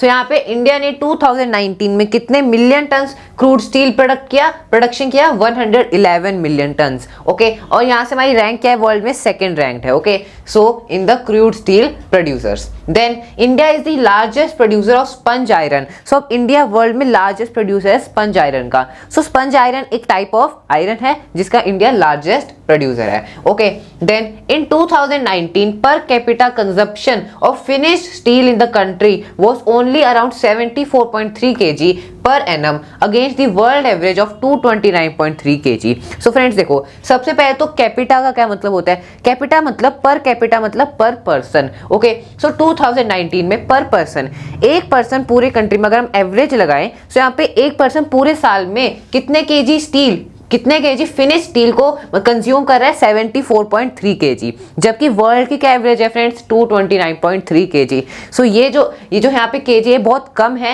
यहाँ पर जो कंजप्शन है वो बहुत कम है पर कैपिटा इन इंडिया। सो फ्रेंड्स देखो, यहाँ पे जितना ज्यादा कोई कंट्री स्टील कंज्यूम करेगा, सो इससे क्या पता चलता है कि अगर कोई कंट्री ज्यादा स्टील कंज्यूम कर रहा है, इसका मतलब यहाँ पे इंडस्ट्रीज डेवलप हो रही है, मशीन्स बन रही हैं, यहाँ पे जहां स्टील का यूसेज है वो ज्यादा मतलब प्रोडक्ट्स बना रही है वो कंट्री। सो इससे एक कंट्री की ग्रोथ का पता चलता है। सो दैट्स व्हाई यहाँ पे इंडिया का क्या है? इससे फिनिश्ड कंजप्शन कम है, इसका मतलब अभी इंडिया को ग्रो करने की जरूरत है। ओके, सो वर्ल्ड की एवरेज क्या है? 230 पर कैपिटा, यहाँ पर एवरेज है 229.3 kg। Okay, so now today China is the largest producer and consumer of steel in the world. So China largest producer भी है and largest consumer भी है steel का in the world. Okay, so this is a very important कि which country is the largest producer? So it is China. And which country is the largest consumer of steel in the world? It is also China. Okay, so now let's move forward. So friends यहाँ पे हमें map दिया गया है। इस map में basically क्या है? इस मैप में हमें बताया गया कि कहाँ mainly iron and steel industry India में कहाँ लोकेटेड है। ओके, सो फ्रेंड्स आप देख सकते हैं यहाँ पे ज्यादा कहाँ कंसंट्रेटेड है? वेस्ट बंगाल एंड झारखंड वाले रीजन में। Okay, so Bokaro, Burnpur, Durgapur, Jamshedpur, Rourkela, Bhilai steel plant, so हम जानते भी है, Visakhapatnam, Vijayanagar, Bhadravati, Salem. Okay, so in cities में यहाँ पे major iron steel industries located है। Okay, now let's move forward. So friends अब यहाँ पे Chota Nagpur plateau region has the maximum concentration of iron and steel industry. मतलब जो झारखंड वाला रीजन है, छोटा नागपुर प्लेटू कहाँ लोकेटेड है friends? In the Jharkhand side region. Okay, West Bengal का जो रीजन है। सो ये हमने 9th क्लास में पढ़ा हुआ है इन द ज्योग्राफी चैप्टर। अब यहाँ पे इस रीजन में, इस प्लेटू के रीजन में यहाँ पे सबसे ज्यादा आयरन एंड स्टील इंडस्ट्रीज का कंसंट्रेशन है। सो ऐसा क्यों है friends? So these are the reason. So first reason is low cost of iron ore. So यहाँ पे छोटा नागपुर प्लेटू में ज्यादा आयरन इंडस्ट्रीज क्यों कंसंट्रेटेड हैं? क्योंकि लो कॉस्ट है आयरन ओर की। आयरन ओर क्या है? रॉ मटेरियल जिससे आयरन बनता है, आयरन स्टील मैन्युफैक्चर होता है। सो यहाँ पे आयरन ओर की कॉस्ट कम है, रॉ मटेरियल की कॉस्ट कम है, जिसकी वजह से यहाँ पे ज्यादा इंडस्ट्रीज सेटअप होती है, ज्यादा iron and steel industries setup होती हैं। Okay, so low cost. Then second is cheap labour. So जो लेबर है वो चीप है, दैट्स वाई, क्योंकि हम जानते हैं इस रीजन में पॉपुलेशन हाई है, दैट्स वाई यहाँ पे चीप लेबर मिल जाता है। So this is also a region. Then vast growth potential in the market. So जो मार्केट में जो पोटेंशियल है ग्रोथ का, जो इंडिया में यहाँ पे आयरन स्टील इंडस्ट्री अगर हम बात करें, सो ये बहुत ज्यादा है। यहाँ पे जो ग्रोथ रेट है आयरन स्टील इंडस्ट्री का, ये बहुत ज्यादा है। Okay, so in India. Now let's move forward. So friends, next topic is drawback of the industry. So iron and steel industry के क्या ड्रॉबैक्स फेस करने पड़ते हैं आयरन स्टील इंडस्ट्री को इंडिया में? Okay, so first is high cost and limited availability of coking coal. So जो coking कोल है, coking कोल कहाँ यूज किया जाता है फ्रेंड्स प्रोसेस में? यहाँ पे जो आयरन ओर है उसे मेल्ट करने के लिए कोकिंग कोल का यूज किया जाता है। सो यहाँ पे इसकी जो कॉस्ट है ये बहुत ज्यादा, it is high cost, and यहाँ पे इसकी बहुत अवेलेबिलिटी भी लिमिटेड है, ज्यादा हाई मतलब हाई क्वांटिटी में ये अवेलेबल नहीं है। सो ये भी क्या है फ्रेंड्स, ये भी एक ड्रॉबैक है, इसको जो आयरन इंडस्ट्री को फेस करना पड़ता है। Then lower productivity of labour. So जो लेबर की प्रोडक्टिविटी है यहाँ पे इंडस्ट्री में, आयरन इंडस्ट्री में, वो बहुत कम है। Okay, then irregular supply of energy. So यहाँ पे जो एनर्जी है, जो इलेक्ट्रिकल सप्लाई है, वो इरेटिक है, यहाँ पे कांस्टेंट सप्लाई नहीं है, इरेगुलर सप्लाई है। Okay, so this is also a very major problem in the industry. Then poor infrastructure. So यहाँ पे इंफ्रास्ट्रक्चर पुअर है, मशीन्स की क्वालिटी को अपग्रेड करने की जरूरत है, इंफ्रास्ट्रक्चर को डेवलप करने की जरूरत है basically. Okay, so now let's move forward. So friends, अब बात करते हैं development of steel in India. So हमने आयरन के बारे में थोड़ा बेसिकली डिस्कस कर लिया, अब बात करते हैं स्टील का क्या डेवलपमेंट है इंडिया में।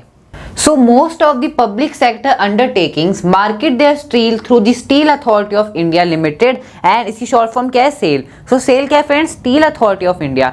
सो ये क्या है, मतलब ज्यादातर जो पब्लिक सेक्टर अंडरटेकिंग्स हैं, जो पब्लिक सेक्टर इंडस्ट्रीज हैं, वो अपना स्टील किसके थ्रू मार्केट करते हैं? सेल के through, steel authority of India के थ्रू। ओके, सो ये next is liberalisation and foreign direct investment have given a boost to the industry with the efforts of the private entrepreneurs. So private entrepreneurs के effort और यहाँ पे liberalisation and the foreign direct investment, मतलब यहाँ पे उसमें उस industry में इन्वेस्ट करना, उसकी वजह से इस इंडस्ट्री को बूस्ट मिला है because of their efforts of private entrepreneurs. Okay, so this is the logo of SAIL.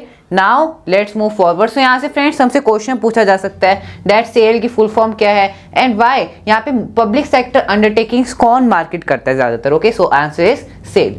Now let's move forward. So friends, अब बात करते हैं एल्यूमिनियम स्मेल्टिंग के बारे में। सो ये क्या प्रोसेस है, कैसे एल्यूमिनियम को स्मेल्ट करा जाता है एंड कैसे एल्यूमिनियम ऑब्टेन होता है, सो उसके बारे में अब हम डिस्कस करेंगे। Okay, so aluminium smelting is the second most important metallurgical industry in India. So second most important metallurgical मतलब मेटल से रिलेटेड जो इंडस्ट्री है aluminium. Okay, it is light resistant to corrosion, a good conductor of heat, malleable and become strong when it is mixed with other metals। Okay, so यहाँ पे heat का good conductor है and ये strong हो जाता है जब यहाँ पे हम इसे मिक्स करते हैं दूसरे मेटल्स के साथ। Okay, and it is also used in the manufacture of aircraft utensil and wire. Okay, so ये लाइट वेट है जिसकी वजह से इसका यूज करा जाता है यहाँ पे यूटेंसिल्स में, एयरक्राफ्ट मैन्युफैक्चर करने में and also in wires. It has gained popularity as a substitute of steel, copper, zinc and lead in a number of industry. So यहाँ पे स्टील, जिंक एंड लीड इनकी जगह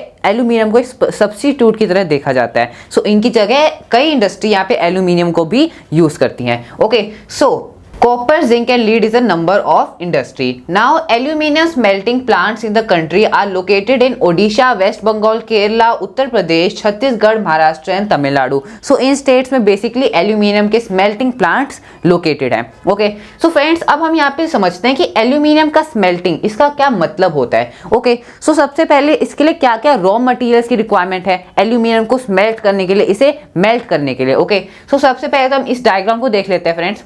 4 to 6 ton of bauxite. So यहाँ पे हमें 4 से 6 ton of bauxite को अगर जब हम मेल्ट करें so we get 2 ton of aluminium. So यहाँ पे 4 से 6 टन मतलब लगभग हाफ एल्यूमिनियम से प्रोड्यूस होता है, मतलब ओके, बॉक्साइट को मेल्ट करने पर। फिर फ्रेंड्स 2 टन ऑफ एल्यूमिनियम को स्मेल्ट करने पर बाय यूजिंग दी स्मेल्टर्स, सो इस स्मेल्टिंग के प्रोसेस से 2 टन ऑफ एल्यूमिनियम में से सिर्फ 1 टन एल्यूमिनियम प्रोड्यूस होता है। Okay, so this is also half. Okay, so friends I hope आपको डायग्राम क्लियर हो गया कि कैसे एल्यूमिनियम प्रोड्यूस होता है फैक्ट्रीज में। ओके, सो यहाँ पे मेन रॉ मटेरियल क्या है friends? Bauxite. This is used in the smelters, जहाँ पे एल्यूमिनियम को मेल्ट किया जाता है। These are known as smelters and is very bulky dark reddish coloured rocks. इसका कलर क्या है? डार्क रेडिश इसका कलर है, जैसे कि आप डायग्राम में भी देख सकते हैं। regular supply of electricity and an assured source of raw material at minimum cost are the true prime factor for the location of the industry. So इसकी इंडस्ट्री लोकेशन के लिए क्या क्या फैक्टर्स हमें ध्यान रखने होते हैं कि यहाँ पे इलेक्ट्रिसिटी का रेगुलर सप्लाई हो, इरेटिक सप्लाई ना हो, एंड यहाँ पे जो रॉ मटेरियल है वो मिनिमम कॉस्ट पर अवेलेबल हो. सो ये दो प्राइम फैक्टर्स हैं. ओके, सो आई होप आपको डायग्राम भी अच्छे से क्लियर हो गया है. Now let's move forward. So अब बात करते हैं next type of industries which is chemical industries. तो फ्रेंड्स केमिकल इंडस्ट्रीज क्या होती हैं?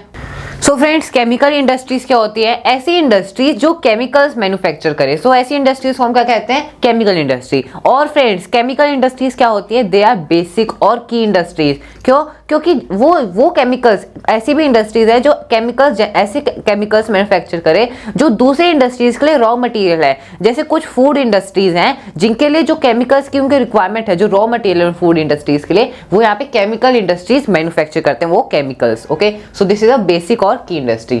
Then the chemical industry in India is fast growing and diversifying. So यहाँ पे जो इंडिया में जो केमिकल इंडस्ट्री है वो फास्टली ग्रो हो रही है और डाइवर्सिफाई हो रही है, मतलब फैल रही है. Okay, then it comprises both large and small scale manufacturing unit. So यहाँ पे large manufacturing unit भी है, मतलब large scale इंडस्ट्री भी है chemical industries, and small scale industries भी है. Okay, then this contribute 3% in the GDP. So very important friends, हम जानते हैं टोटल यहाँ पे मैन्युफैक्चरिंग सेक्टर का कितना शेयर है जीडीपी में? 17%. और 4% कितना है टेक्सटाइल इंडस्ट्री का, हमने अभी देखा था.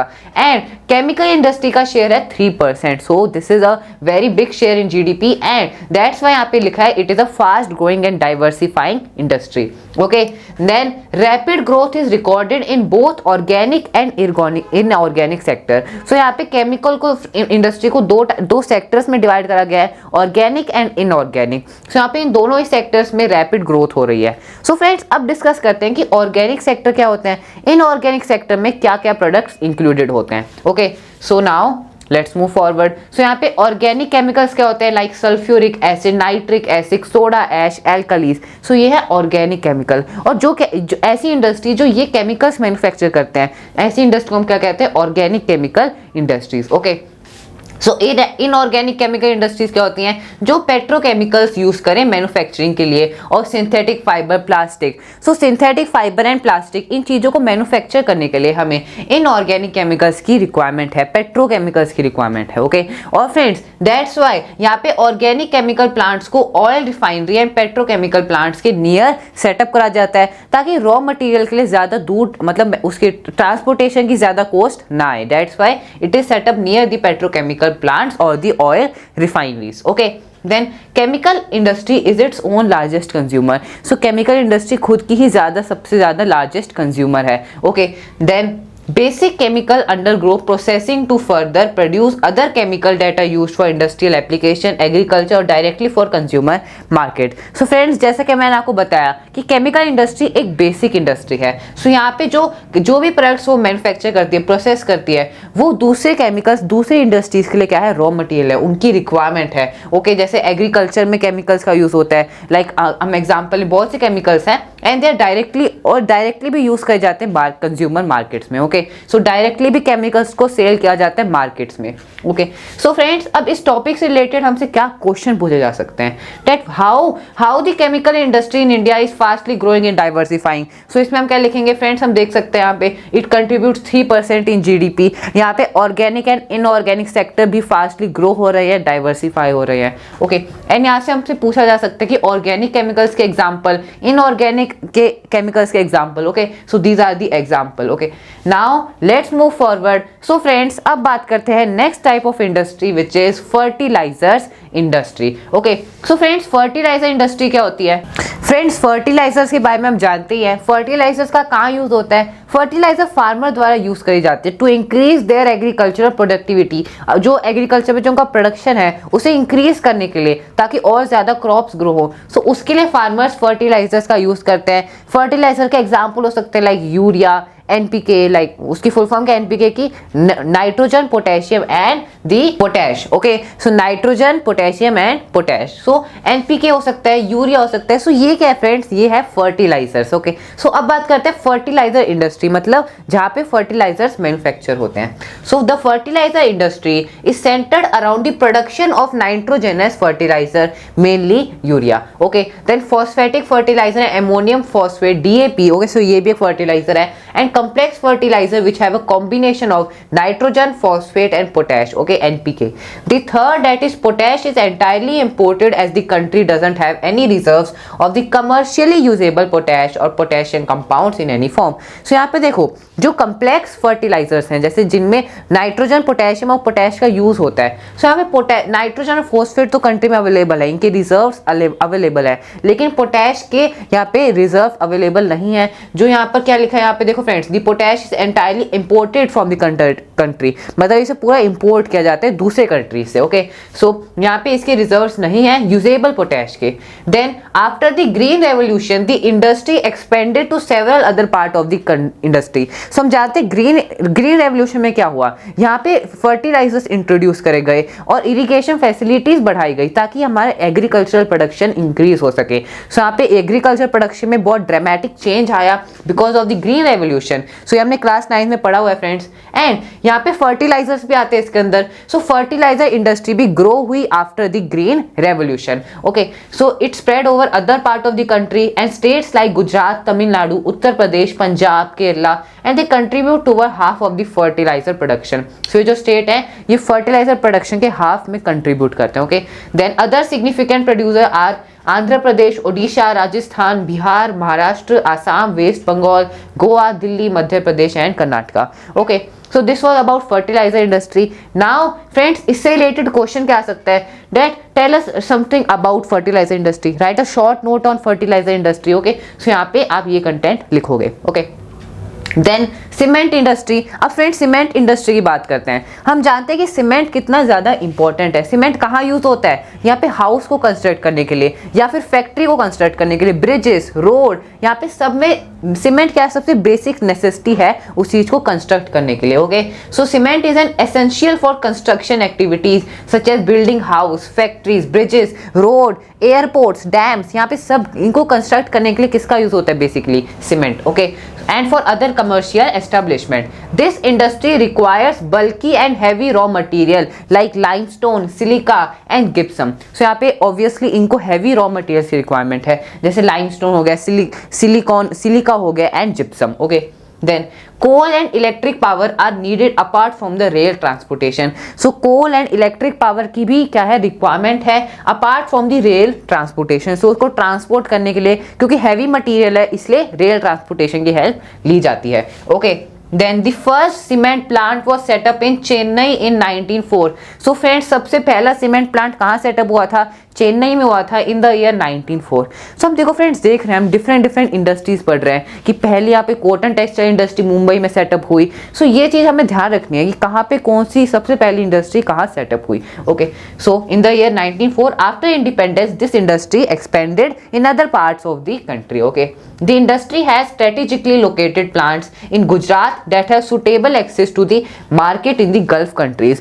So Gulf countries मतलब यहाँ पे जो सऊदी एरिया बाई साइड जो कंट्रीज है, इन गल्फ कंट्रीज के वजह से यहाँ पे स्ट्रेटेजिकली लोकेट करा गया सीमेंट प्लांट्स को गुजरात एंड महाराष्ट्र में, ताकि हम अपने गुड्स को एक्सपोर्ट कर पाए. यहाँ पे कोस्टल एरियाज में इसे सेटअप करा गया है. Okay, so then the industry is doing well in the terms of production as well as export. So यहाँ पे प्रोडक्शन में मतलब उस सीमेंट को बनाने में भी एंड उसका एक्सपोर्ट करने में भी ये इंडस्ट्री अच्छा परफॉर्म कर रही है in the country. Okay, so now let's move forward. So this was about cement industry.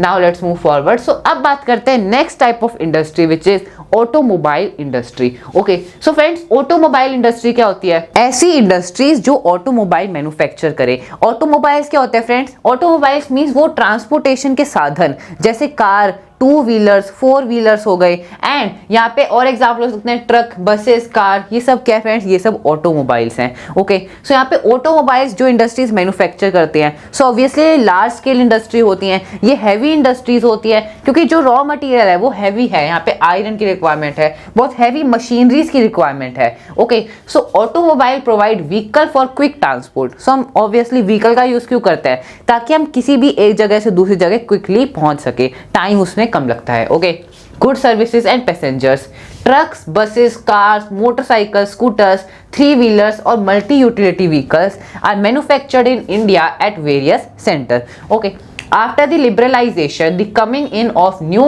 and contemporary models stimulated the demand for vehicle in the market, which led to the healthy growth of the industry, including passenger car, 2 and 3 wheelers. Okay, so friends, सबसे पहले liberalization का क्या मतलब होता है? Liberalisation मतलब government का control कम होना। यहाँ पे इंडस्ट्री में जो गवर्नमेंट का जो इंटरफेयर है, जो इन इकोनॉमिक एक्टिविटीज में जो गवर्नमेंट का इंटरफेयर है, उसका कम होना, उसका रिड्यूस होना, that is the liberalisation. So India में जब लिबरलाइजेशन हुआ, सो इंडस्ट्रीज और इंडिपेंडेंट हुई, एंड यहाँ पे इस ऑटोमोबाइल इंडस्ट्री की अगर हम बात करें, सो यहाँ पे और नए और कंटेम्प्रेरी मॉडल्स आए, कार्स के, टू व्हीलर्स के, फोर व्हीलर्स के, and this stimulated the demand. So इससे मार्केट में इनकी डिमांड बढ़ी। Okay, then which led to the healthy growth of the industry, including passenger car, 2 and 3 wheeler. Okay, so then the industry is located around Delhi, Gurugram, Mumbai, Pune, Chennai, Kolkata, Lucknow, Indore. So friends देखो, अगर आप example देखो, सो यहाँ पे जो सिटीज है ये बहुत बड़े अर्बन सेंटर्स हैं, क्योंकि ये इंडस्ट्री हैवी है। सो यहाँ पे बड़े अर्बन सेंटर्स की रिक्वायरमेंट है, ताकि मार्केट भी नियर बाय हो। ओके, सो ये है इसके लोकेशन, यहाँ पे इस इंडस्ट्री मेजरली कहाँ लोकेटेड है। Okay, now let's move forward. So friends, अब बात करते हैं next type of industry, which is information technology and electronic industry. So information technology मतलब आईटी इंडस्ट्री की अब हम बात करने वाले हैं। Okay, so friends, IT industry क्या होती है? आईटी इंडस्ट्री वो इंडस्ट्री जो मतलब टेक्नोलॉजी से रिलेटेड प्रोडक्ट्स मैन्युफैक्चर करे, जैसे कंप्यूटर हो गया, phone, laptop, these all are related to technology. So ऐसे प्रोडक्ट्स मैन्युफैक्चर करने वाली इंडस्ट्री को हम कहते हैं इंफॉर्मेशन टेक्नोलॉजी, जो सॉफ्टवेयर रिलेटेड प्रोडक्ट्स को मैन्युफैक्चर करे। ओके, और इलेक्ट्रॉनिक इंडस्ट्री में फ्रेंड्स बहुत से प्रोडक्ट्स आते हैं, like radio, and you can take the example of torch. ये सब क्या फ्रेंड्स, ये सब इलेक्ट्रॉनिक्स हैं। So IT and electronics industry के बारे में अब हम डिस्कस करेंगे। Okay, so first, the electronic industry cover a wide range of products. जैसे कि मैंने आपको बताया, इलेक्ट्रॉनिक इंडस्ट्री में बहुत ज्यादा वाइड रेंज ऑफ प्रोडक्ट्स आते हैं। Okay, from transistor set to television, telephone, cellular telephone exchange, radars, computers, and many other equipments required by the telecommunication industry. Okay, then Bengaluru has emerged as the electronic capital of India.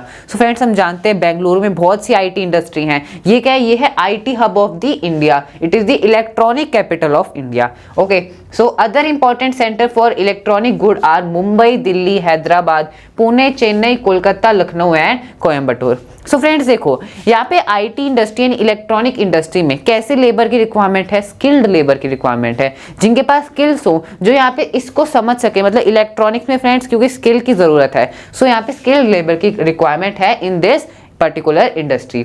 Okay, so यहाँ पे बेंगलुरु में friends जैसे जैसे IT industry setup हुई, सो वहाँ पे skilled labour आए। जैसे इंडस्ट्री सेटअप होती है, सो उस इंडस्ट्री को स्किल्ड लेबर की रिक्वायरमेंट है, सो वहाँ पर फिर स्किल्ड लेबर जॉब करने के लिए वहाँ पे जाते हैं। Okay, then a major impact for this industry has been on the employment generation. Okay, so the continuing growth in the hardware and software is the key to success of the IT industry in India. So यहाँ पे software और hardware, software क्या होता है? जो मतलब touch नहीं कर सकते हैं, वो क्या होता है? वो अंदर होता है। जैसे कंप्यूटर में सॉफ्टवेयर होता है, एंड वैसे हार्डवेयर होता है, जैसे आप कोई स्टोरेज डिवाइस ले लो, जैसे जो एक्सटर्नल डिवाइसेज है, they are hardware.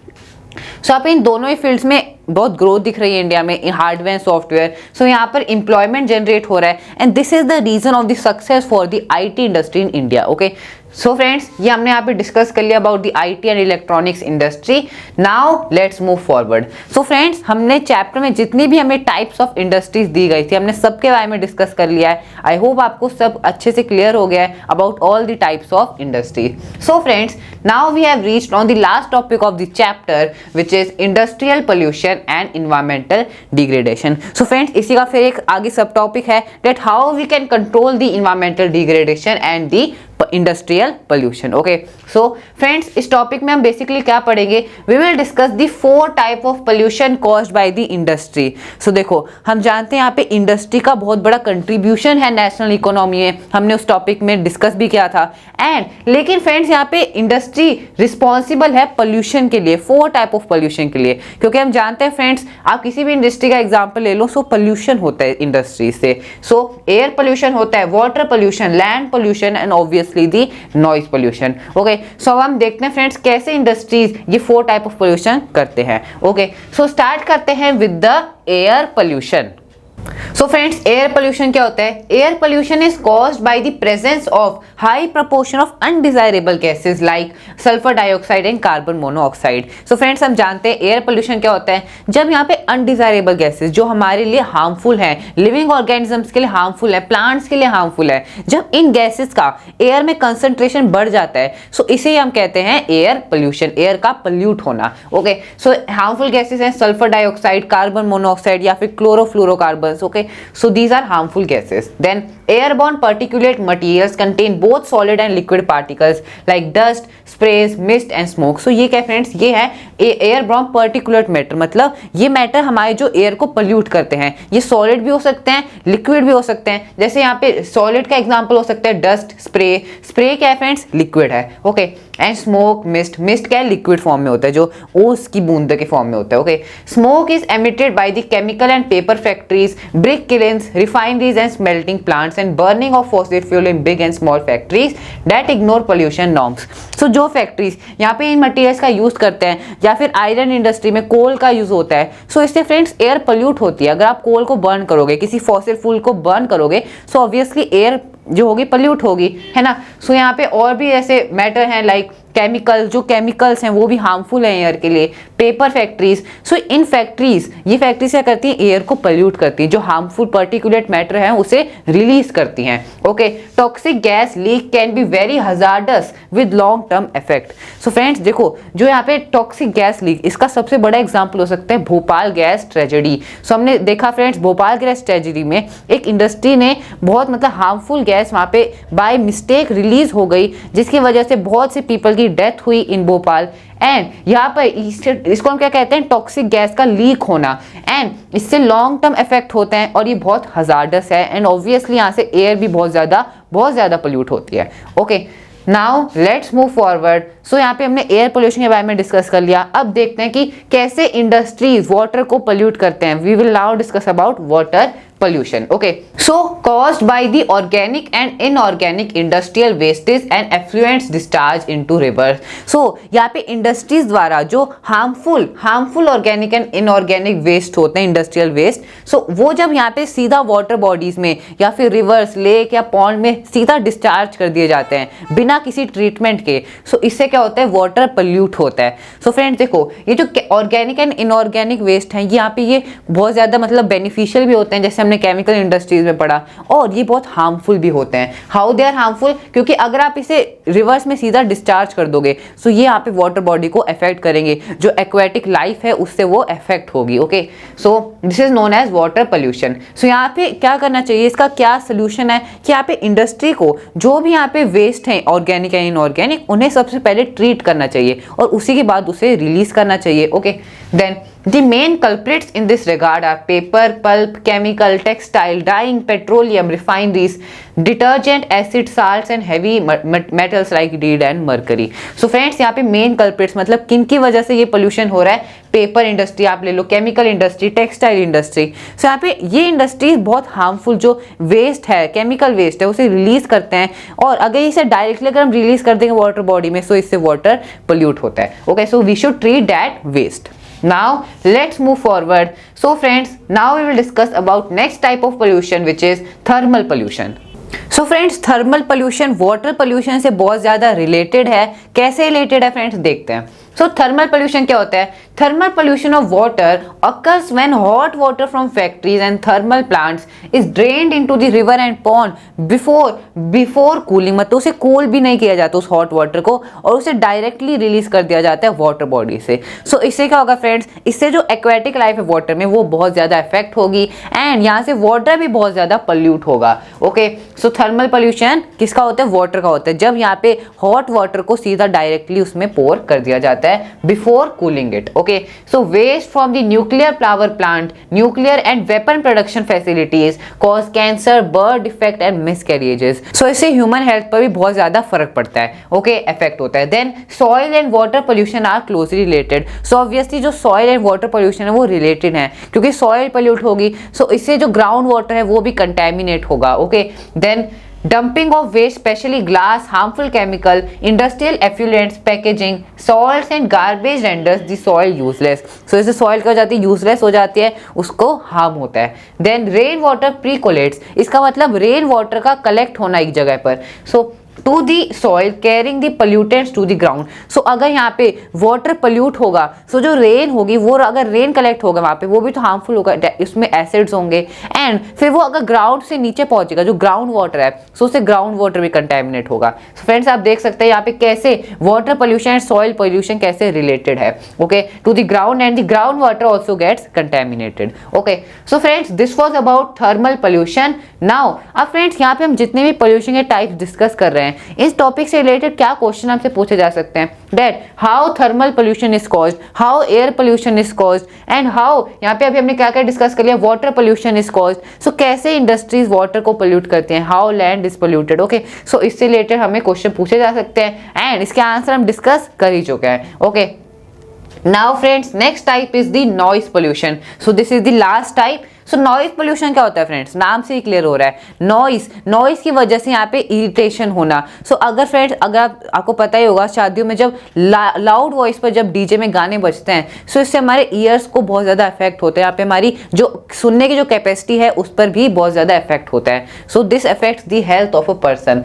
So noise pollution not only result in irritation and anger, it can also cause hearing impairment, इससे आपकी हियरिंग भी लॉस हो सकती है and also increased heart rate and blood pressure among other psychological effect. Okay, so इसके बहुत से psychological effects भी हैं अगर यहाँ पे नॉइस बहुत ज्यादा है। Okay, so unwanted sound is an irritant and a source of stress. So अगर अनवांटेड साउंड है या फिर साउंड बहुत हाई है, सो एक इरिटेंट है एंड सोर्स ऑफ स्ट्रेस, इससे बहुत ज्यादा स्ट्रेस भी होता है, डिप्रेशन भी होता है। Okay, industrial and construction activities, machinery, factory equipment and generator saws and pneumatic electrical drills also make a lot of noise. So friends यहाँ पे हम noise pollution को इंडस्ट्री के कंटेक्स्ट में पढ़ रहे हैं। सो इंडस्ट्री में जो मशीन्स होती हैं उससे भी बहुत ज़्यादा नॉइस प्रोड्यूस होती है। सो यहाँ पे आसपास में जो भी अर्बन एरियाज है उससे बहुत ज़्यादा लोगों को डिस्टर्बेंस होती है and this is very harmful. Okay, now let's move forward. So friends यहाँ पे हमें मैप दिया गया है, इस मैप में क्या है, सम सॉफ्टवेयर टेक्नोलॉजिकल पार्क्स। तो हमने जैसे अभी आईटी एंड इलेक्ट्रिकल इंडस्ट्री के बारे में पढ़ा, सो यहाँ पे लोकेशन दी गई है उन इंडस्ट्रीज की, जैसे श्रीनगर, मोहाली, नोएडा, जयपुर, बेंगलुरु एक बहुत बड़ा आईटी हब है जैसे हमने डिस्कस किया, Gandhinagar, Mumbai, Pune, Indore. Okay, so these are some major IT and electrical industry hub okay in India. Now let's move forward. So friends, now we will discuss the last topic. This is the subtopic of the environmental degradation topic, that how we can control the environmental degradation. जो environment affect हो रहा है industries की वजह से, air pollute हो रही है, noise pollution, water pollution. So इसको हम कैसे control कर सकते हैं? What are the different ways? So उसके बारे में अब हम discuss करेंगे। So first point is minimizing use of water for processing by reusing and recycling it and 2 or more successive stage. So यहाँ पे देखो फ्रेंड्स, सबसे पहला क्या यहाँ पे हमें कैसे कंट्रोल कर सकते हैं कि यहाँ पे हम वाटर के यूज को मिनिमाइज कर दें, वाटर को वेस्ट ना करें। फ्रेंड्स हम जानते हैं यहाँ पे बहुत सी इंडस्ट्री में वाटर मेन रिक्वायरमेंट होता है, सो यहाँ पे वाटर को हमें 2 या 3 स्टेजेस में यूज करना चाहिए, उसे एक बार यूज करके उसे वेस्ट नहीं मानना चाहिए। Okay, so this should be reuse, इसे रिसाइकल करना चाहिए वाटर को in 2 or more successive stages. Okay.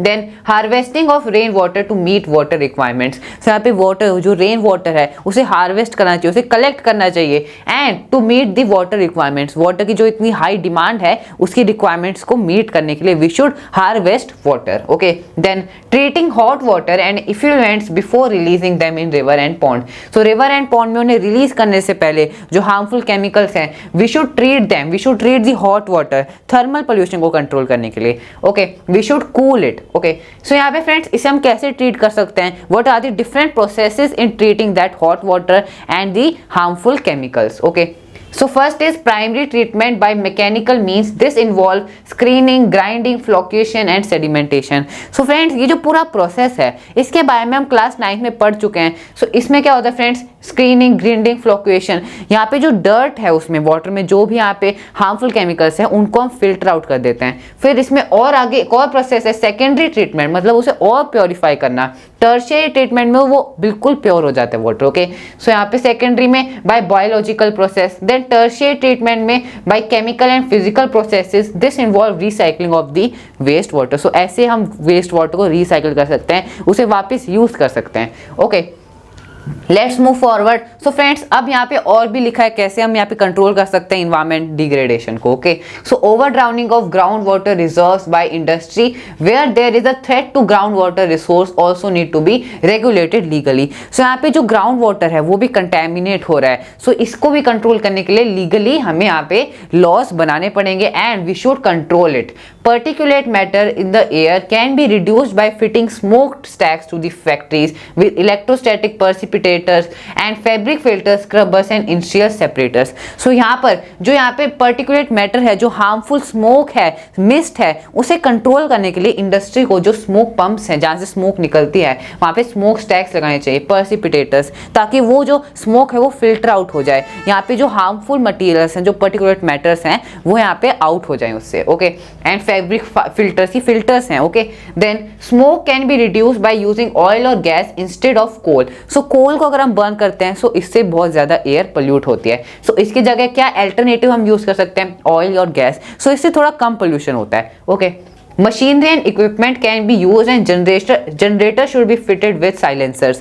सो हम जानते हैं अब यहाँ पे नॉइज पोल्यूशन की बात हो रही है। सो यहाँ पे जो मशीन्स हैं उनकी साउंड को हम कैसे रिड्यूस कर सकते हैं, यहाँ पे साउंड अब्जॉर्बेंट लगाने चाहिए इंडस्ट्रीज में। जो जनरेटर्स हैं उसमें क्या फिट करना चाहिए, साइलेंसर फिट करने चाहिए ताकि कम नॉइस हो। Okay, almost all machinery can be redesign to increase energy efficiency and reduce noise. So इससे उनकी एनर्जी की एफिशिएंसी भी बढ़ेगी and also it will reduce noise. Okay, noise absorbing material may be used apart from the personal use of earplugs and earphones. Okay, so friends यहाँ पे हमने discuss कर लिया है about the control of environmental degradation. So कैसे यहाँ पे industries environment जो पोल्यूट हो रहे हैं इंडस्ट्रीज की वजह से कैसे उसे हम कंट्रोल कर सकते हैं, what are the prevention steps we can take against it. Okay, now from this topic we came to an end to our chapter manufacturing industries. Friends, I hope आपको इस चैप्टर के सारे टॉपिक्स अच्छे से clear हो गए हैं और अगर आपको किसी भी टॉपिक में कोई भी डाउट है सो मुझे कमेंट बॉक्स में ज़रूर बताना। आई होप आपको मेरा एक्सप्लेनेशन अच्छा लगा। So that's all for this video. Thank you for watching.